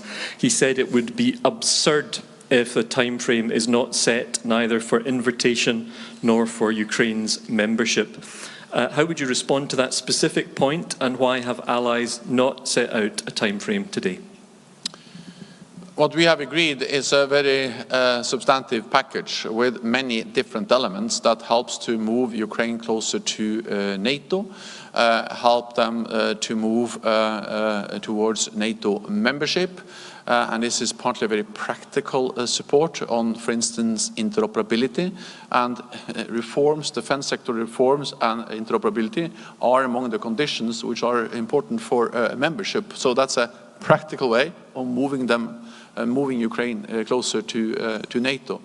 Then we also send a strong political message with the language on membership, including the language which is now in the communique on invitation. There's never been a stronger message from NATO at any time, both when it comes to the political message on the path forward for membership and the concrete support from NATO allies, military support, but also the practical support on how to ensure full interoperability. And if you look at other membership processes, there have not been time lines for those processes. They are conditions-based, has always been. Okay, we'll go to the gentleman here in the second row. Lauri Nurmi, Iltalehti from Finland, Mr. Secretary General. The Baltic Sea becomes NATO's inland sea. NATO puts 300,000 new troops on high readiness. What does all this mean for frontline countries like Finland, Estonia, Latvia, Lithuania and Poland? And what is NATO's message to Mr. Putin and Russia? How historic is this moment? Thank you. It is historic that both Finland and Sweden will become members of NATO. Finland is already a full member, and with the agreement that President Erdogan and Prime Minister Kristersson and I were able to make last night, Sweden will also become a full member of the alliance. This is historic. It's important for the whole alliance. It's important for Finland. It's important for Sweden. But it is also in particular important for the Baltic region, because when you look at the map, you realize that, for instance, the ability to reinforce the Baltic region is very much improved by the fact that we now have Finland and soon also Sweden as full members. And that will be reflected in our defense plans, in our exercises, in our capability targets and everything else we do as an alliance. So it makes the whole alliance stronger, and it makes especially the Baltic region safer. It sends the message that NATO's door is open. It sends the message that it's for NATO allies to decide on enlargement. It's not for Moscow to deny sovereign nations the sovereign right to choose their own path. And this is, again, something we have demonstrated not only in words, but also in deeds by now allowing 2 new members and sending a message to Ukraine, which is stronger than any message NATO has ever sent before on membership for Ukraine. We have the gentleman over there in the third row.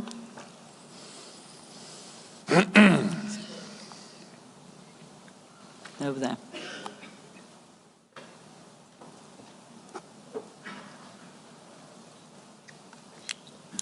European Pravda, Ukraine. Secretary General, I would ask you to clarify a bit on conditions. I understand that you cannot list all of them. It's probably not clear, but maybe you see how these conditions would be defined, agreed, because I'm afraid that it would be read that NATO has lifted membership action plan, but have invented another membership action plan with another name, which is conditions. So it's like making a bit of fake achievement. Thank you. No, what we say in the communique is that Ukraine has moved beyond the requirement for a membership action plan, just because Ukraine has come much closer to NATO. I was actually attending the NATO summit in Bucharest in 2008 as a Norwegian Prime Minister, and I remember very well the discussion there.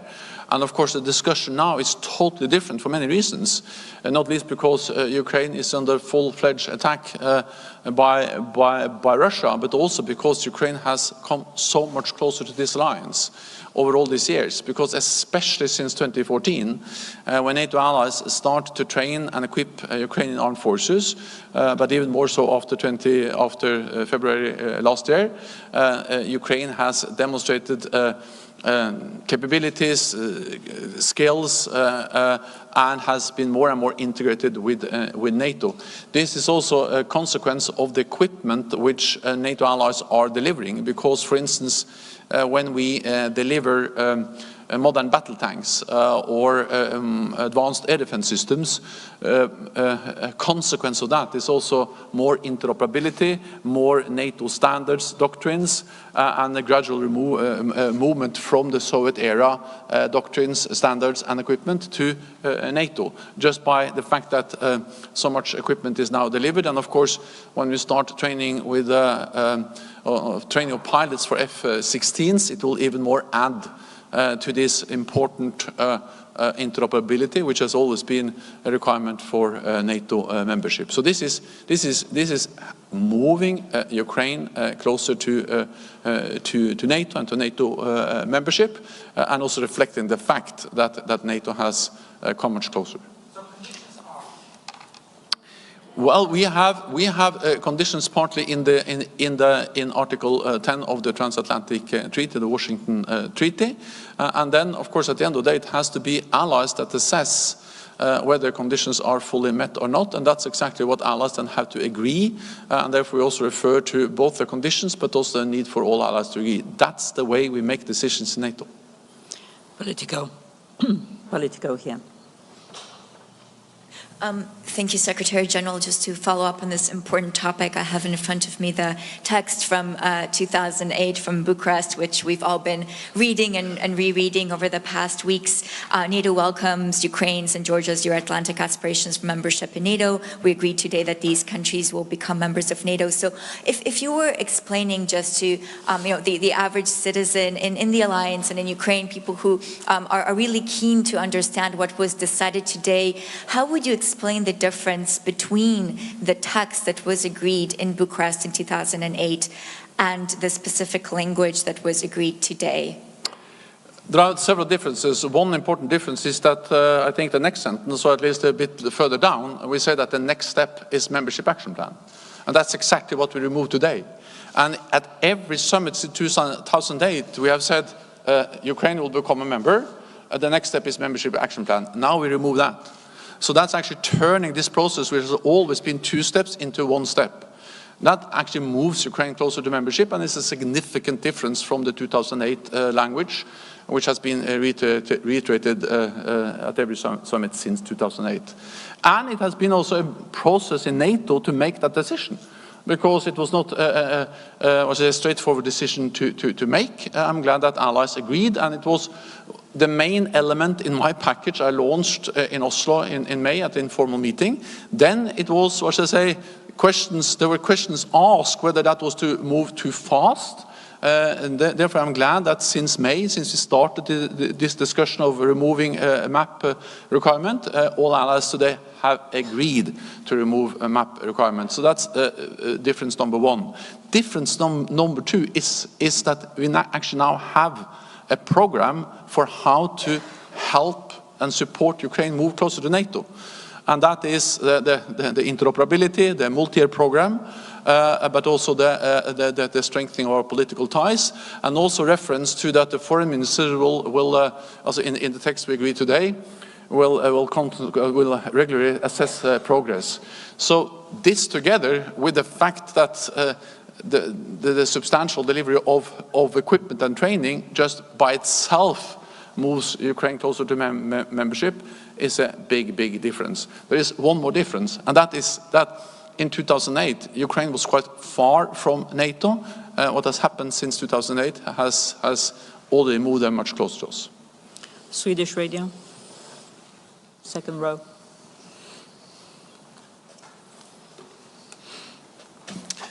Mr. Secretary General, you mentioned the Swedish membership.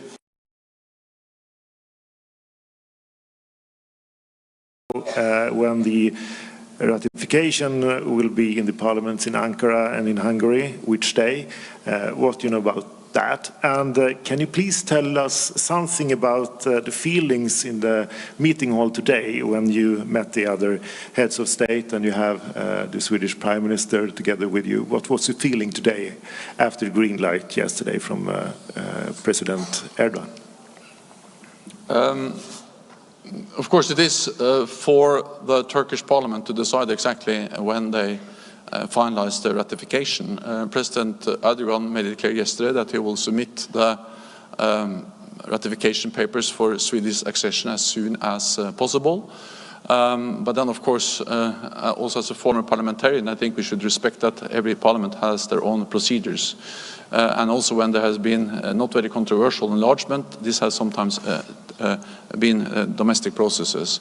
But what makes the agreement yesterday historic is that, of course, it is a clear commitment from President Erdogan that he will submit the papers for ratification and that he will work with the Grand National Assembly, the Turkish Parliament, to ensure ratification. And this is historic, and that was also reflected in the meeting today. I think that almost all allies welcomed Ulf Kristersson. First of all, they welcomed Sauli Niinistö, the president of Finland, because this was his first NATO summit. He attended as president of Finland as a full member of the alliance. And then allies also expressed their welcome to Prime Minister Ulf Kristersson, expressing that they welcomed the agreement yesterday, and all were looking forward to having also Sweden as a full member as soon as possible. So I felt the kind of historic sentiment in the room that was reflected in what the allies said, and of course I welcome that message from all of them. Okay, we'll take the last question from ARD. Over there. Thank you very much. Markus Kreis with ARD. Apparently there's a big need to better understand what are the conditions. I try it the other way around. President Biden said in his interview with CNN that Ukraine was still short of some requirements for joining, including over democratization. What are conditions Ukraine clearly does not meet now to get the invitation? Thank you. I think we have to understand that there are at least two dimensions which we're addressing. One is the kind of the level or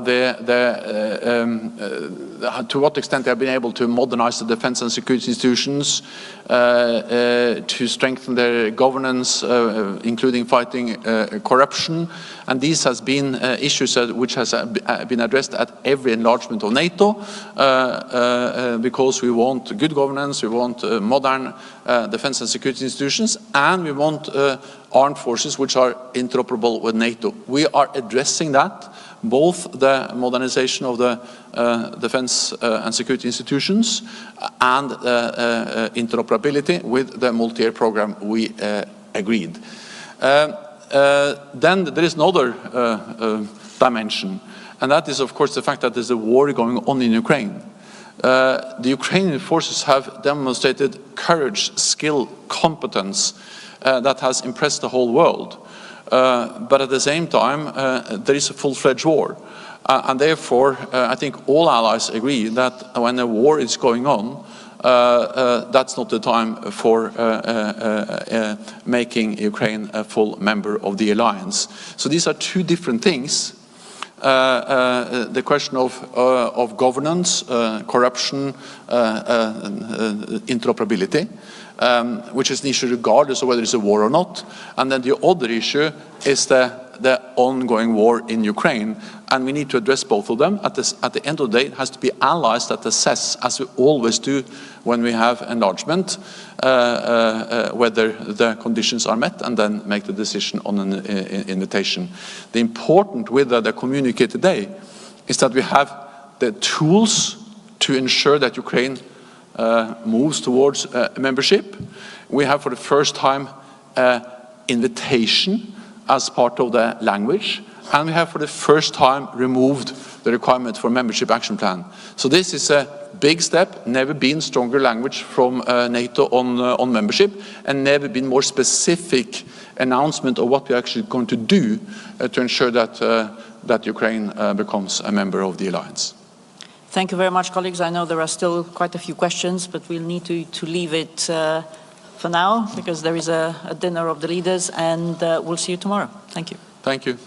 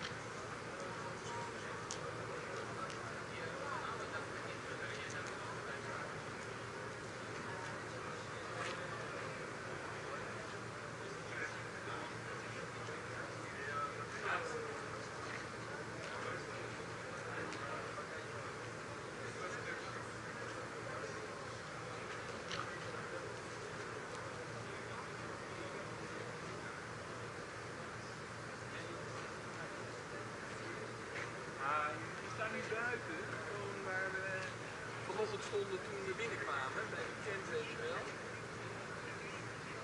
Hier staat het nou.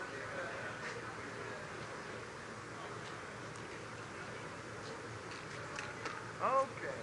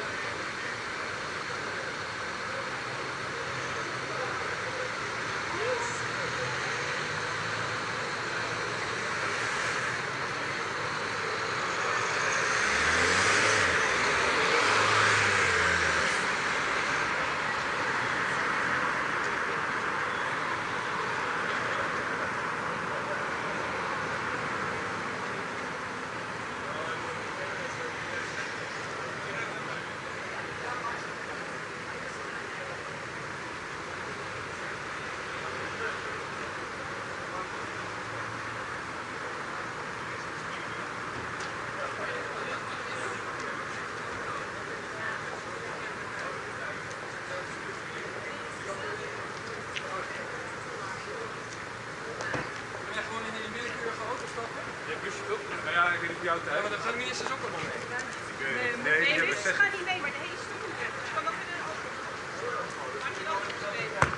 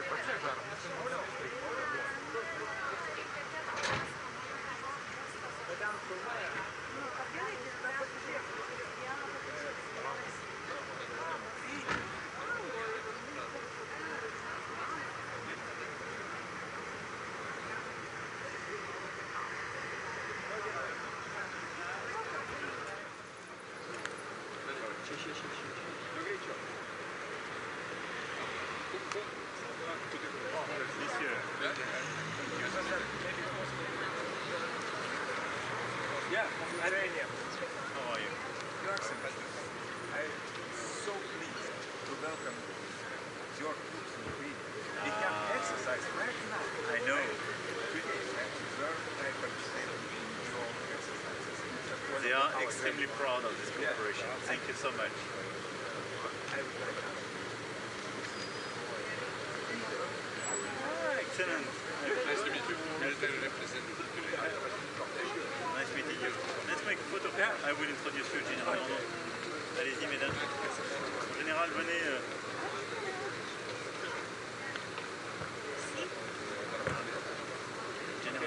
Général, Chief of Defense, General Vladimir.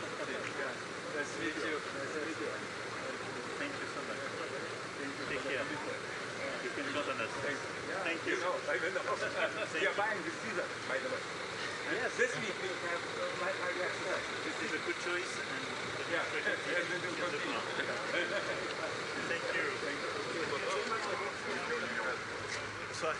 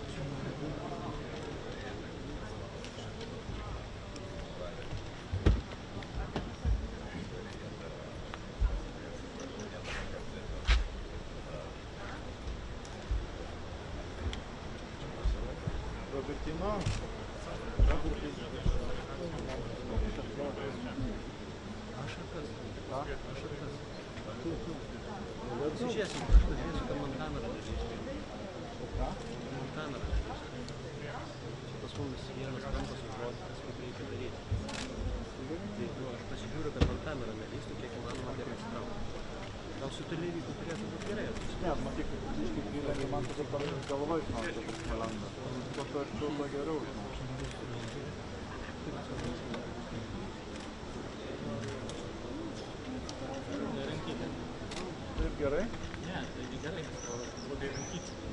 O tai Pliau kaip čia norėjau.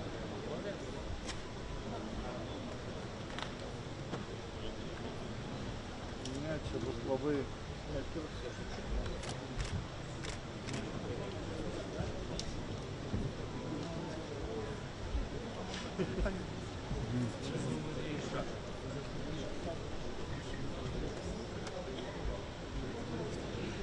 Va. Tai gerai dabar bus? Netrukdau? Dar pas nežinau, kaip jie eis ir...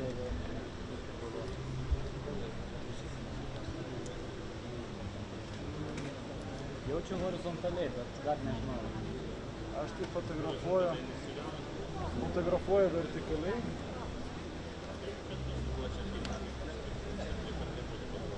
Dabar aš fotografuoju. Ir aš viską.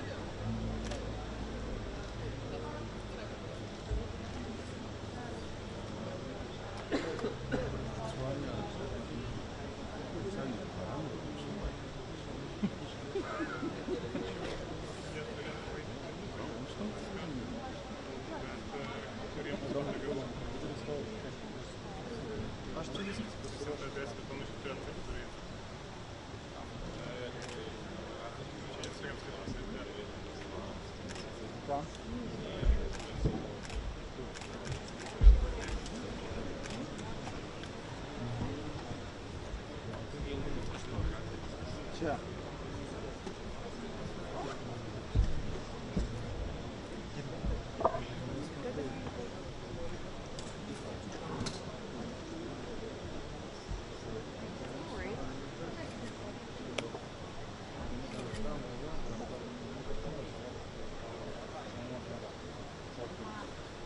Nes kai operatorius pakelia galvą, netrukdo jam. Man užtrukdo. Taip, bet šitas galėtume postai.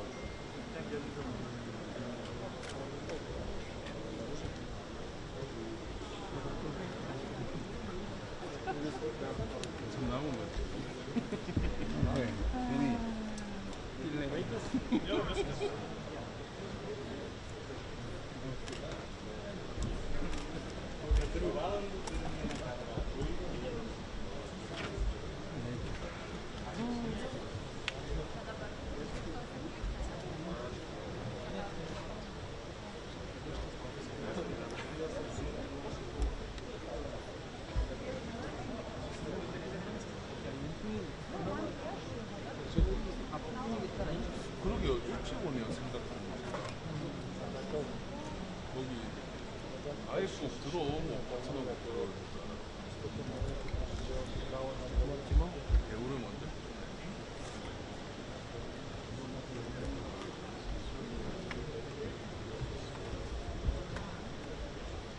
여기서 악수하고 그 다음에 절로 들어가는 거잖아.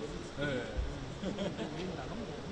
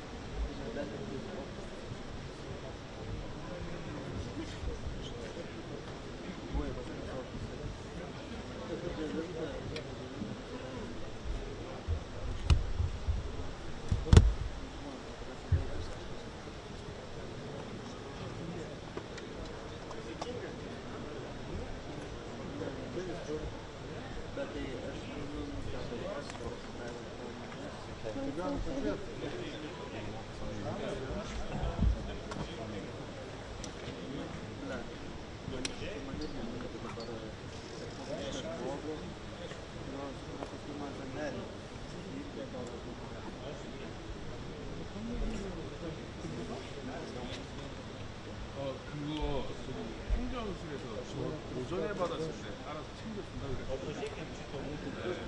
차에 놔두면은 아마 챙겼을 거예요.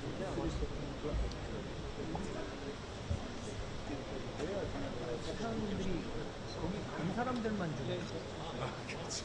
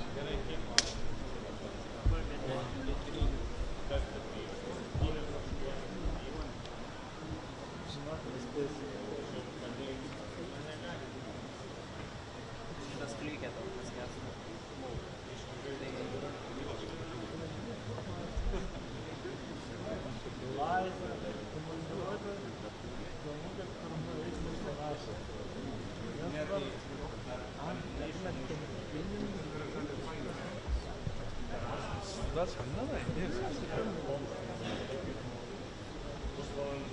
저런이 맥주 한 병씩 3시간씩 마시고.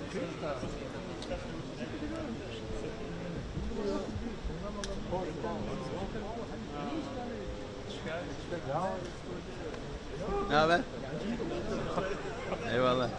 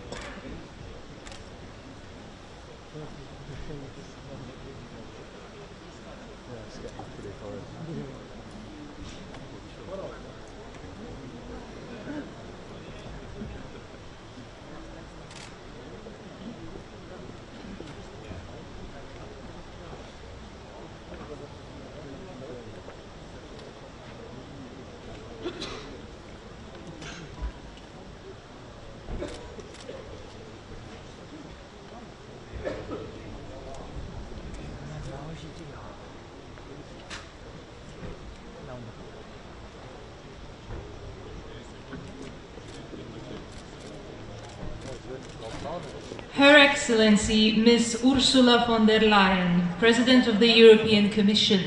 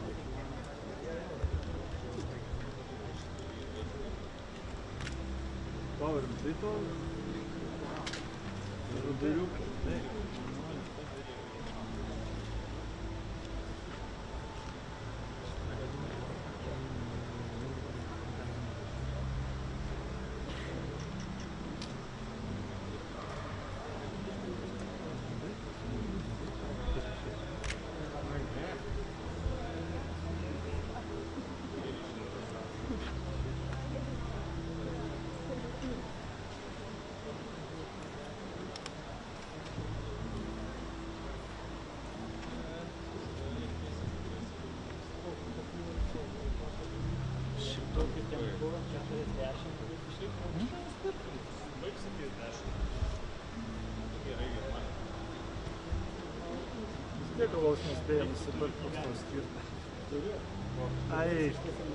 Argi tam tavo gyvenimas. Tu galvoja, kad čia verta iš vis tavo. Žinok, jeigu tu... Padaryk šeimą laimingą. Net jeigu nusižudys, net nieks nepastebėtų. Čia užtyla. Neturiu ką pasakyti. Suprantu, kad teisingai skirti.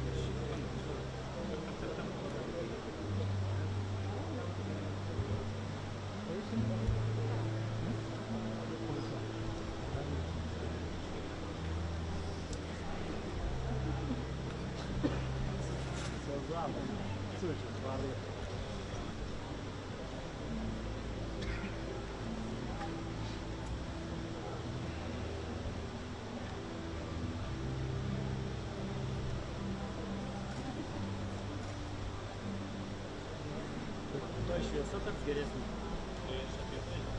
Tuoj. Gerėja. Ten Baidenas. Žinok, tu tikėkis, kad šviesa gerėja iki tiek, kad nepradėtų temti.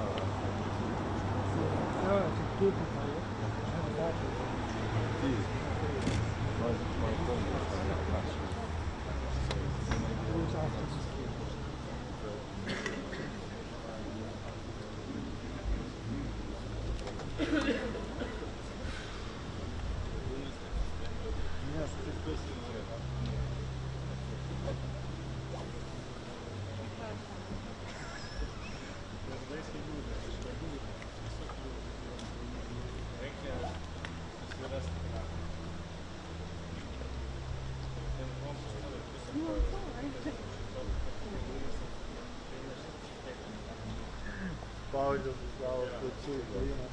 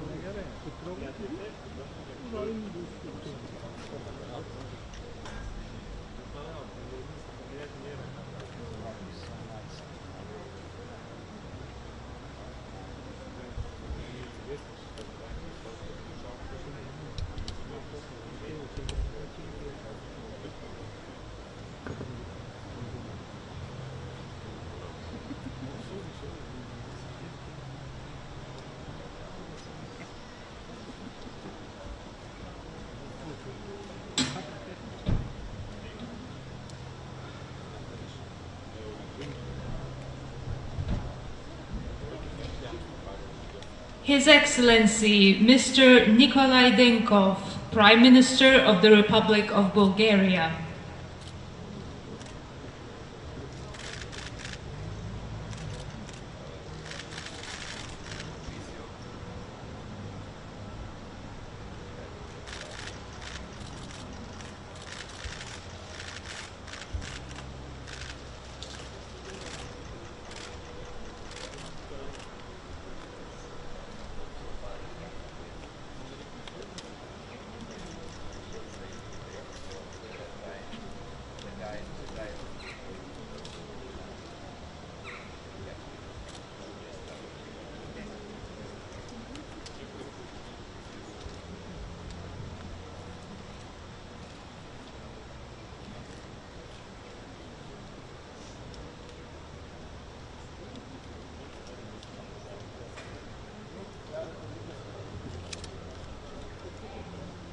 Kol nesutemo, kaip sakytum.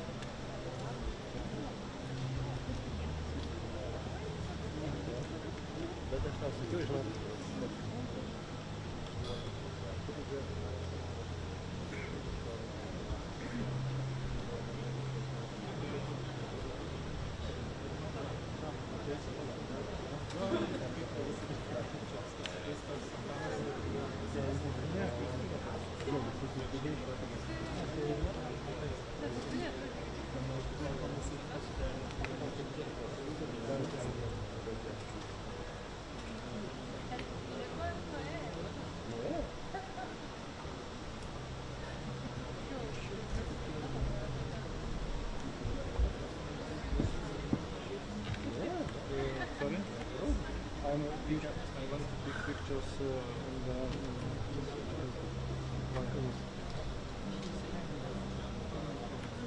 So that you taking picture, it's no problem. You take picture. I have a place, it's not problem. But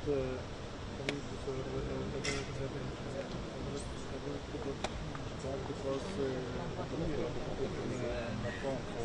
possible back, so it will be better for you, for them, and for me. So now it's possible if your friend come back.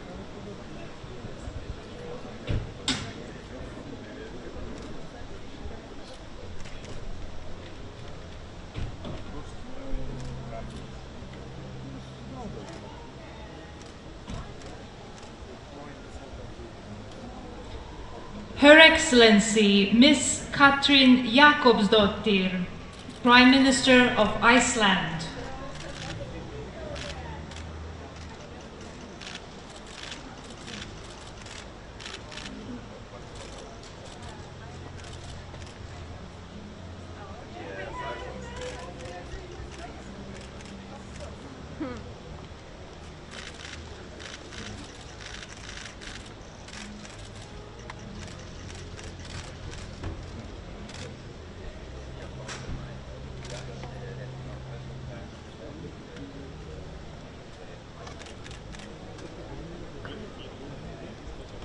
His Excellency Mr. Zoran Milanovic, President of the Republic of Croatia.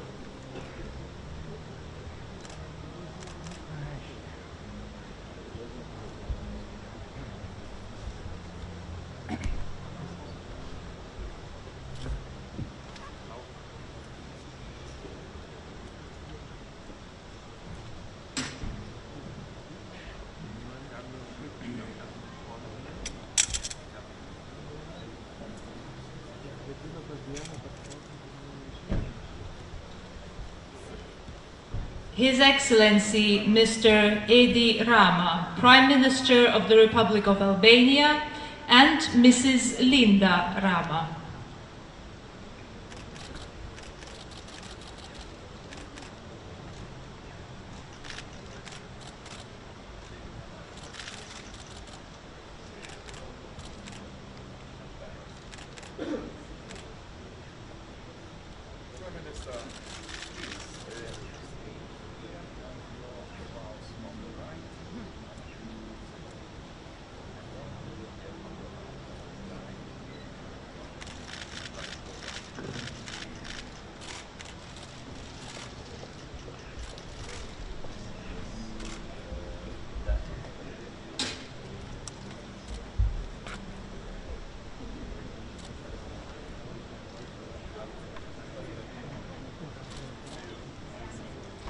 His Excellency Mr. Klaus Werner Iohannis, President of Romania.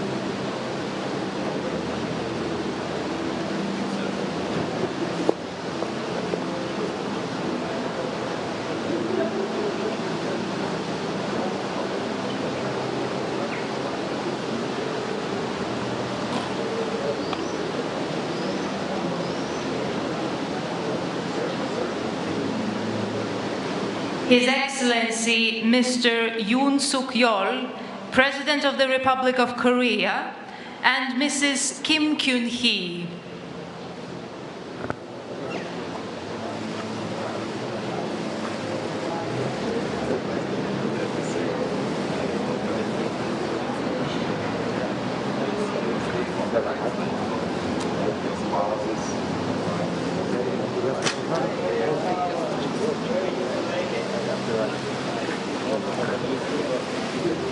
The Honourable Anthony Albanese, Prime Minister of the Commonwealth of Australia.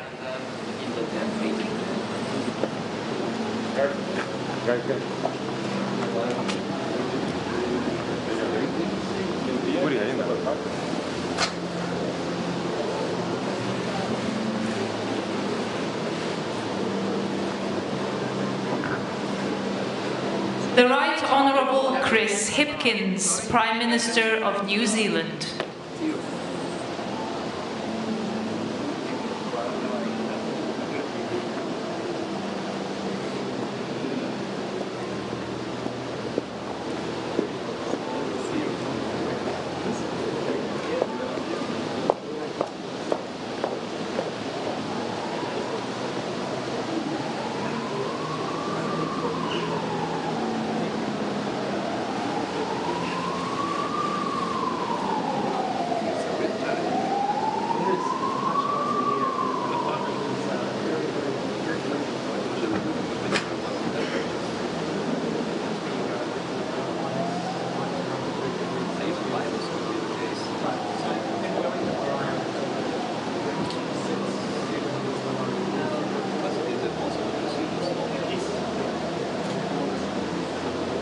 His Excellency Mr. Jens Stoltenberg, Secretary General of the North Atlantic Treaty Organization, and Mrs. Ingrid Schulerud.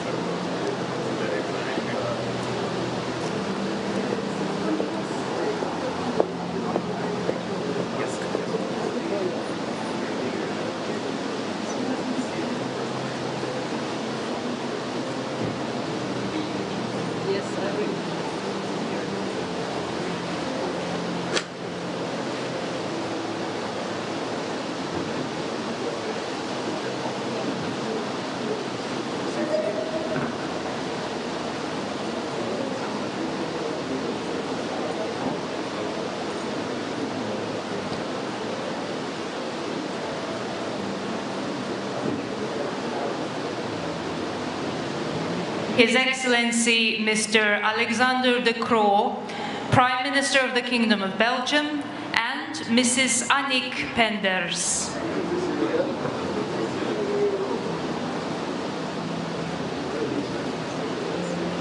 Please, you stay on the right side. Go around there.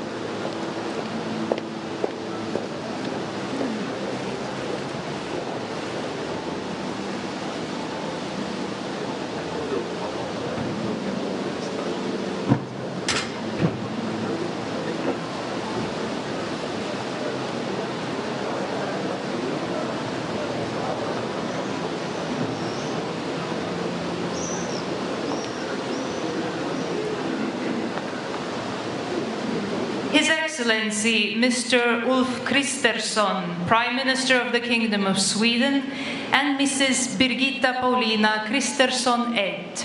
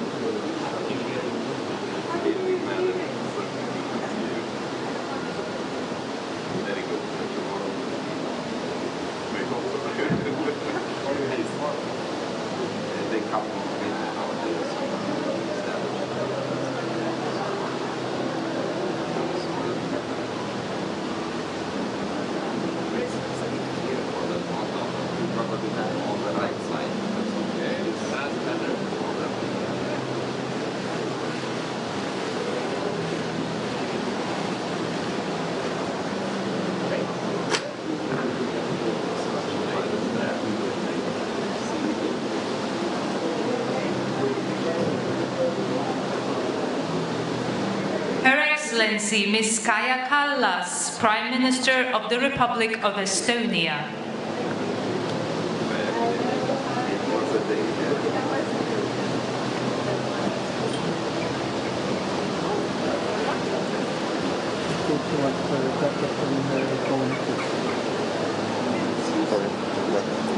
Yes, I will see the Prime Minister wants her phone and that.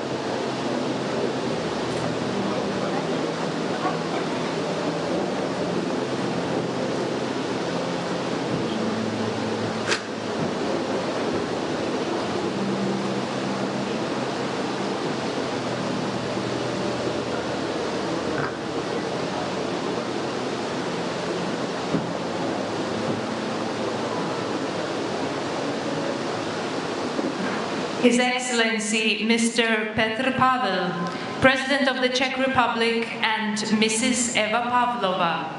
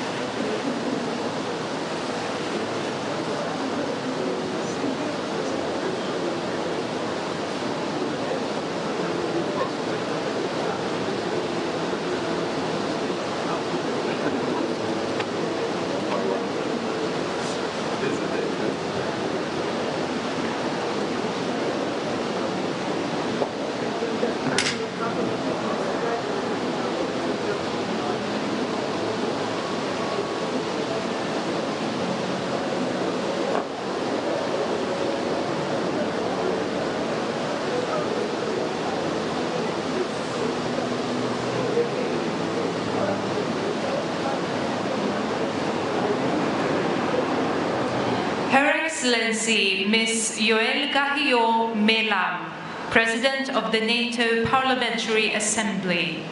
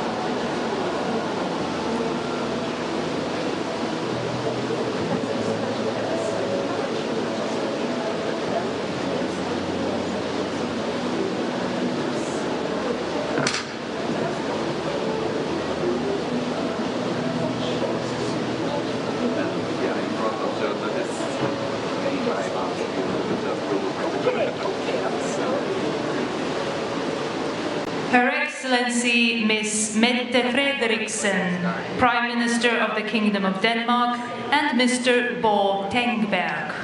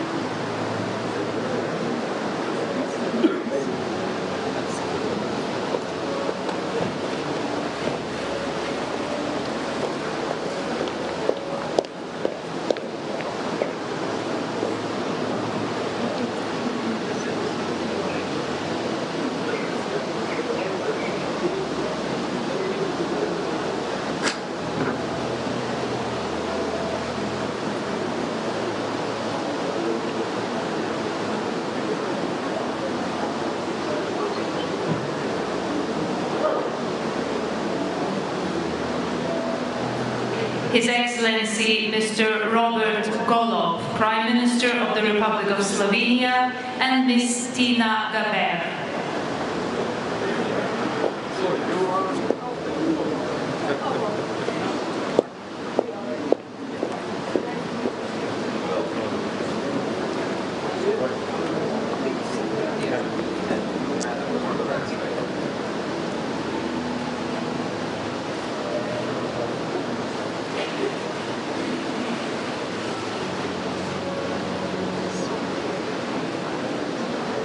His Excellency Mr. Jonas Gahr Støre, Prime Minister of the Kingdom of Norway.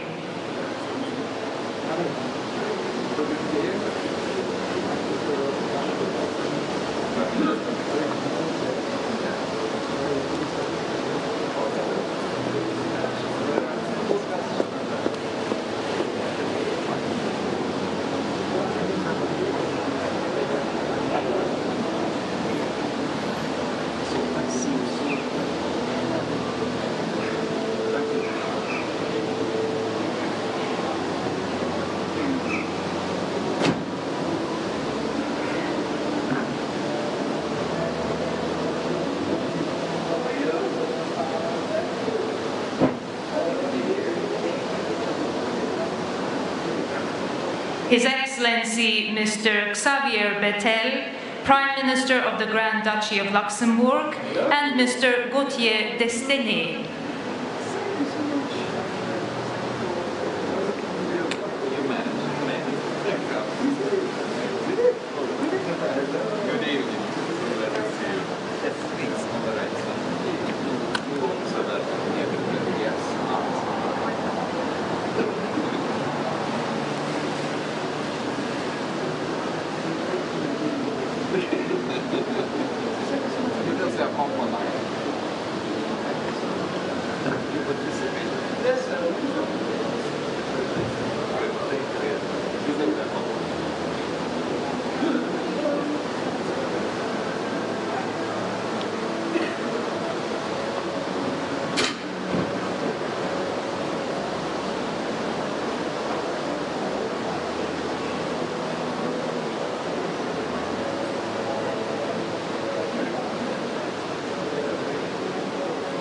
His Excellency Mr. Volodymyr Zelensky, President of Ukraine, and Mrs. Olena Zelenska.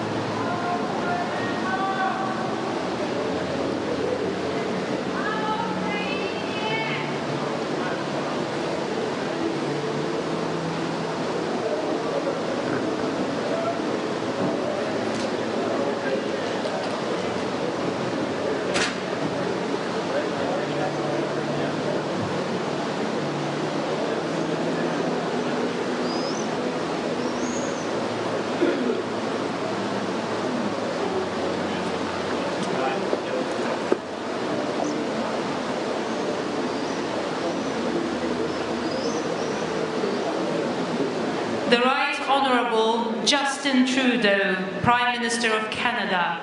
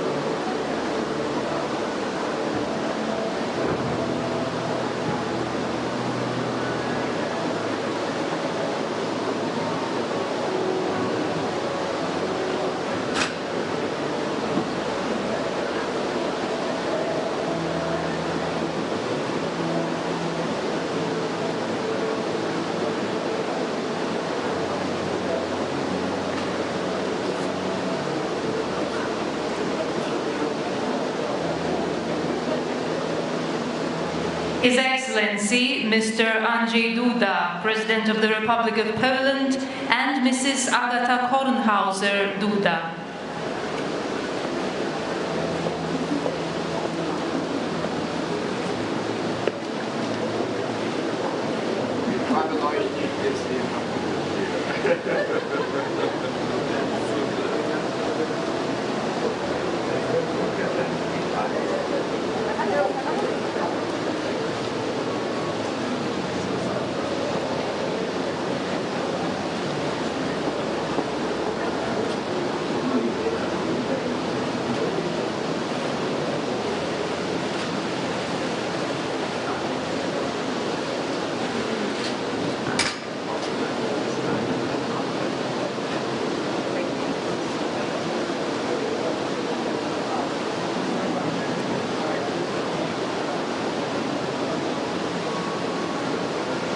His Excellency Mr. Jakov Milatovic, President of Montenegro.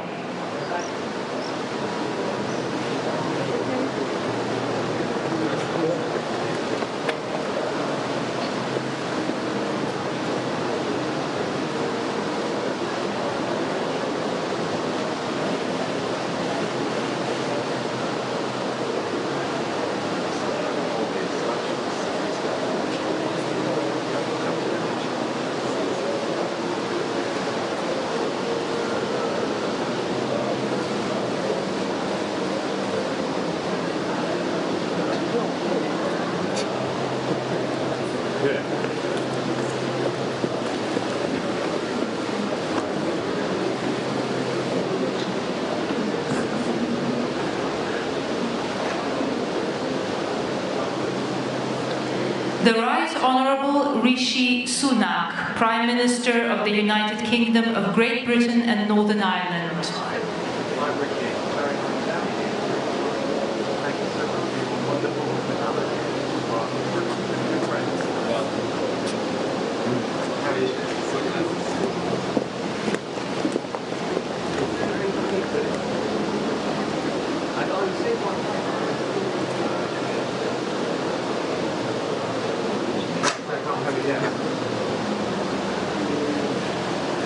His Excellency Mr. Olaf Scholz, Chancellor of the Federal Republic of Germany.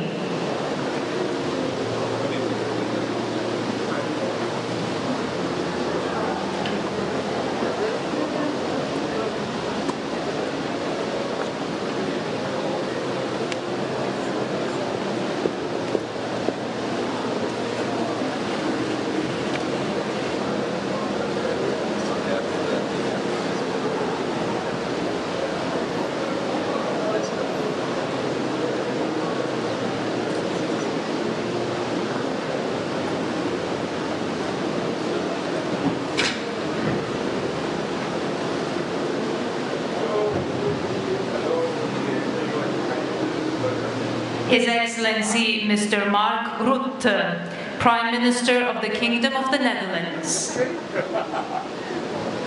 I recognize this voice from the distance.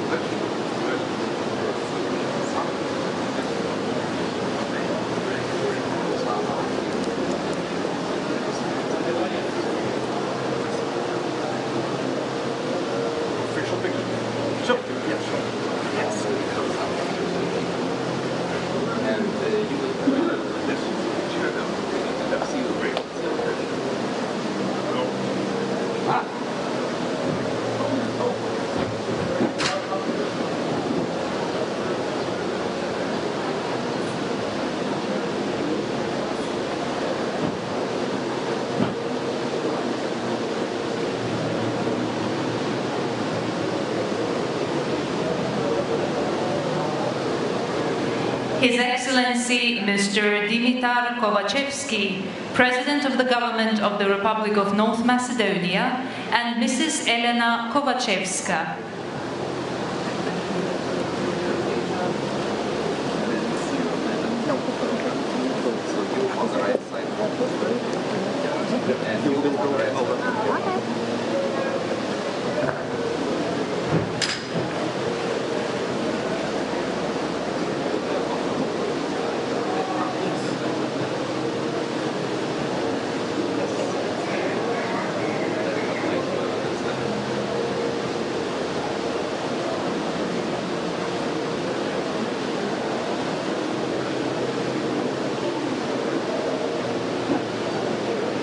His Excellency Mr. Sauli Niinistö, President of the Republic of Finland.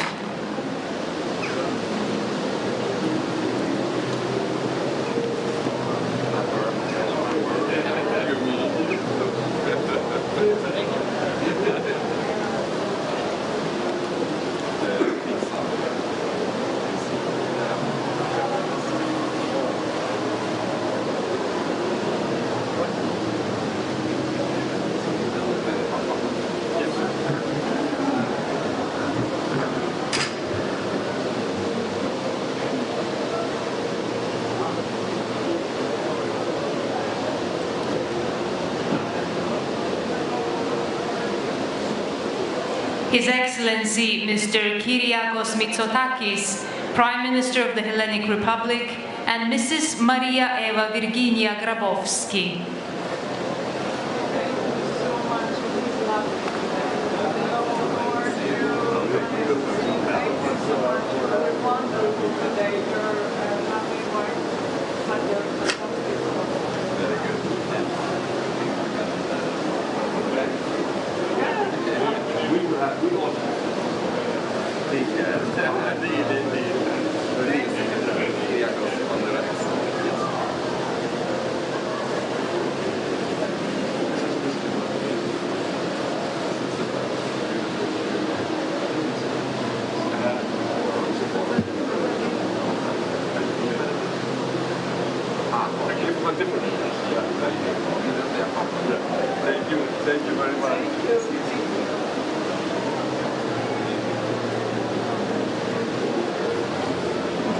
His Excellency Mr. Antonio Costa, Prime Minister of the Portuguese Republic.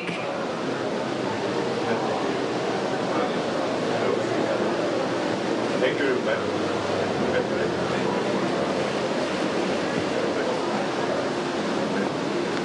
very well organized.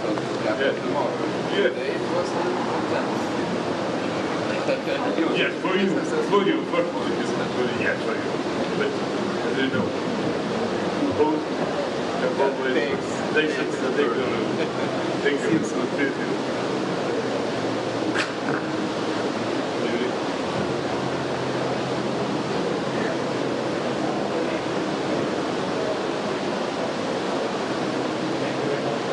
His Excellency Mr. Artūrs Krišjānis Kariņš, Prime Minister of the Republic of Latvia.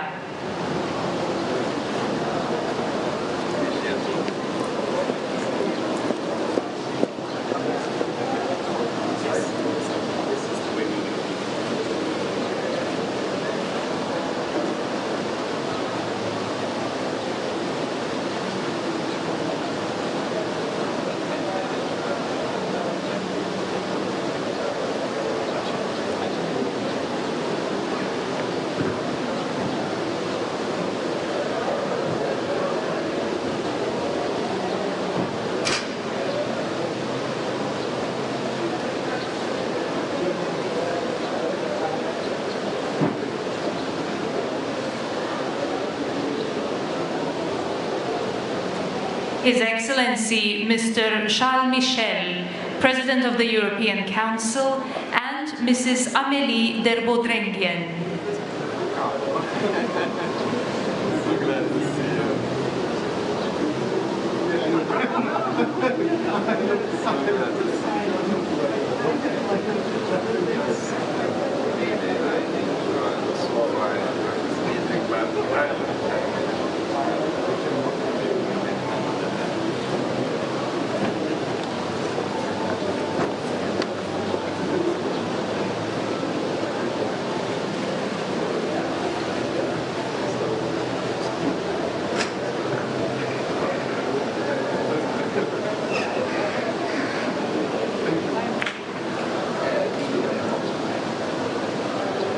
His Excellency Mr. Viktor Orban, Prime Minister of Hungary.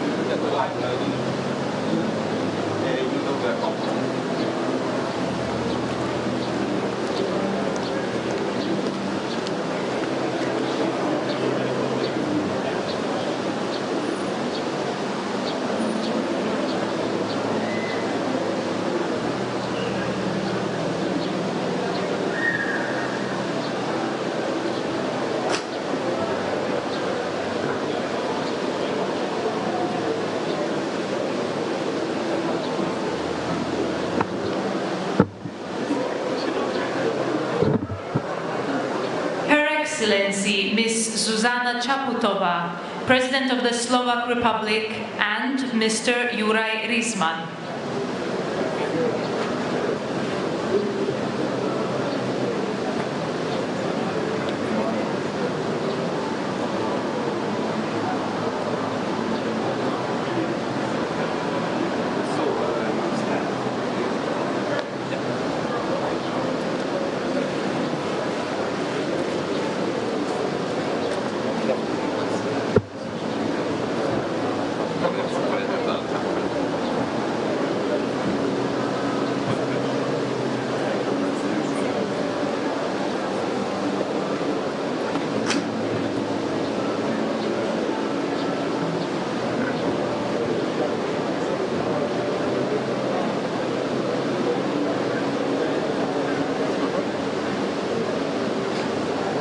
His Excellency Mr. Recep Tayyip Erdogan, President of the Republic of Turkey, and Mrs. Emine Erdogan.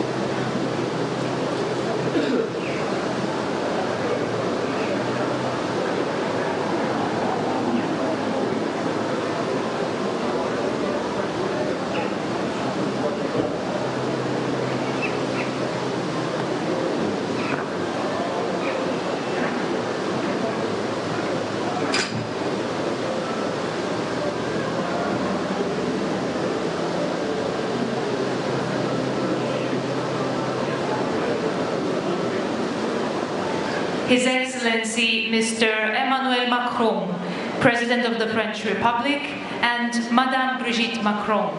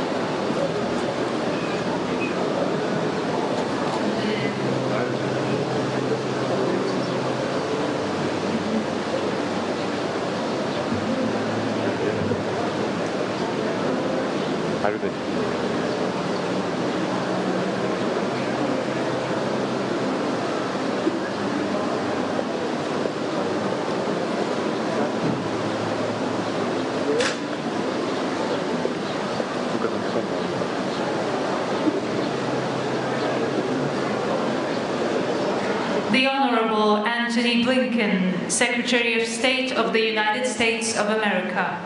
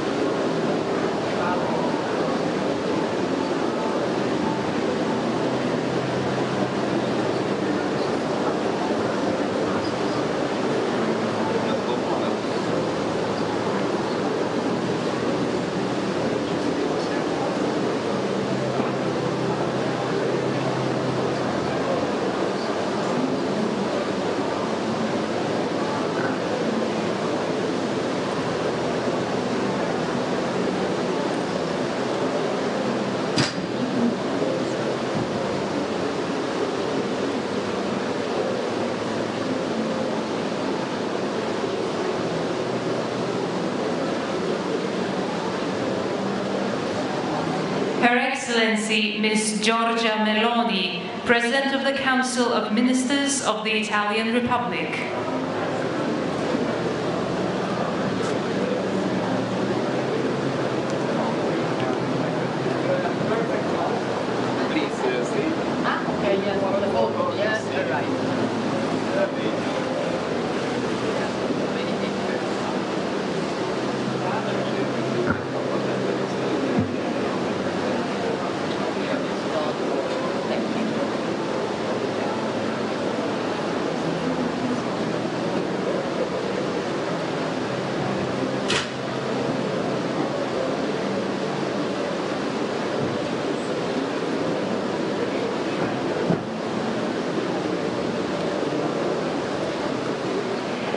Excellency Mr. Pedro Sanchez Perez Castellón, President of the Government of the Kingdom of Spain, and Mrs. Begoña Gómez.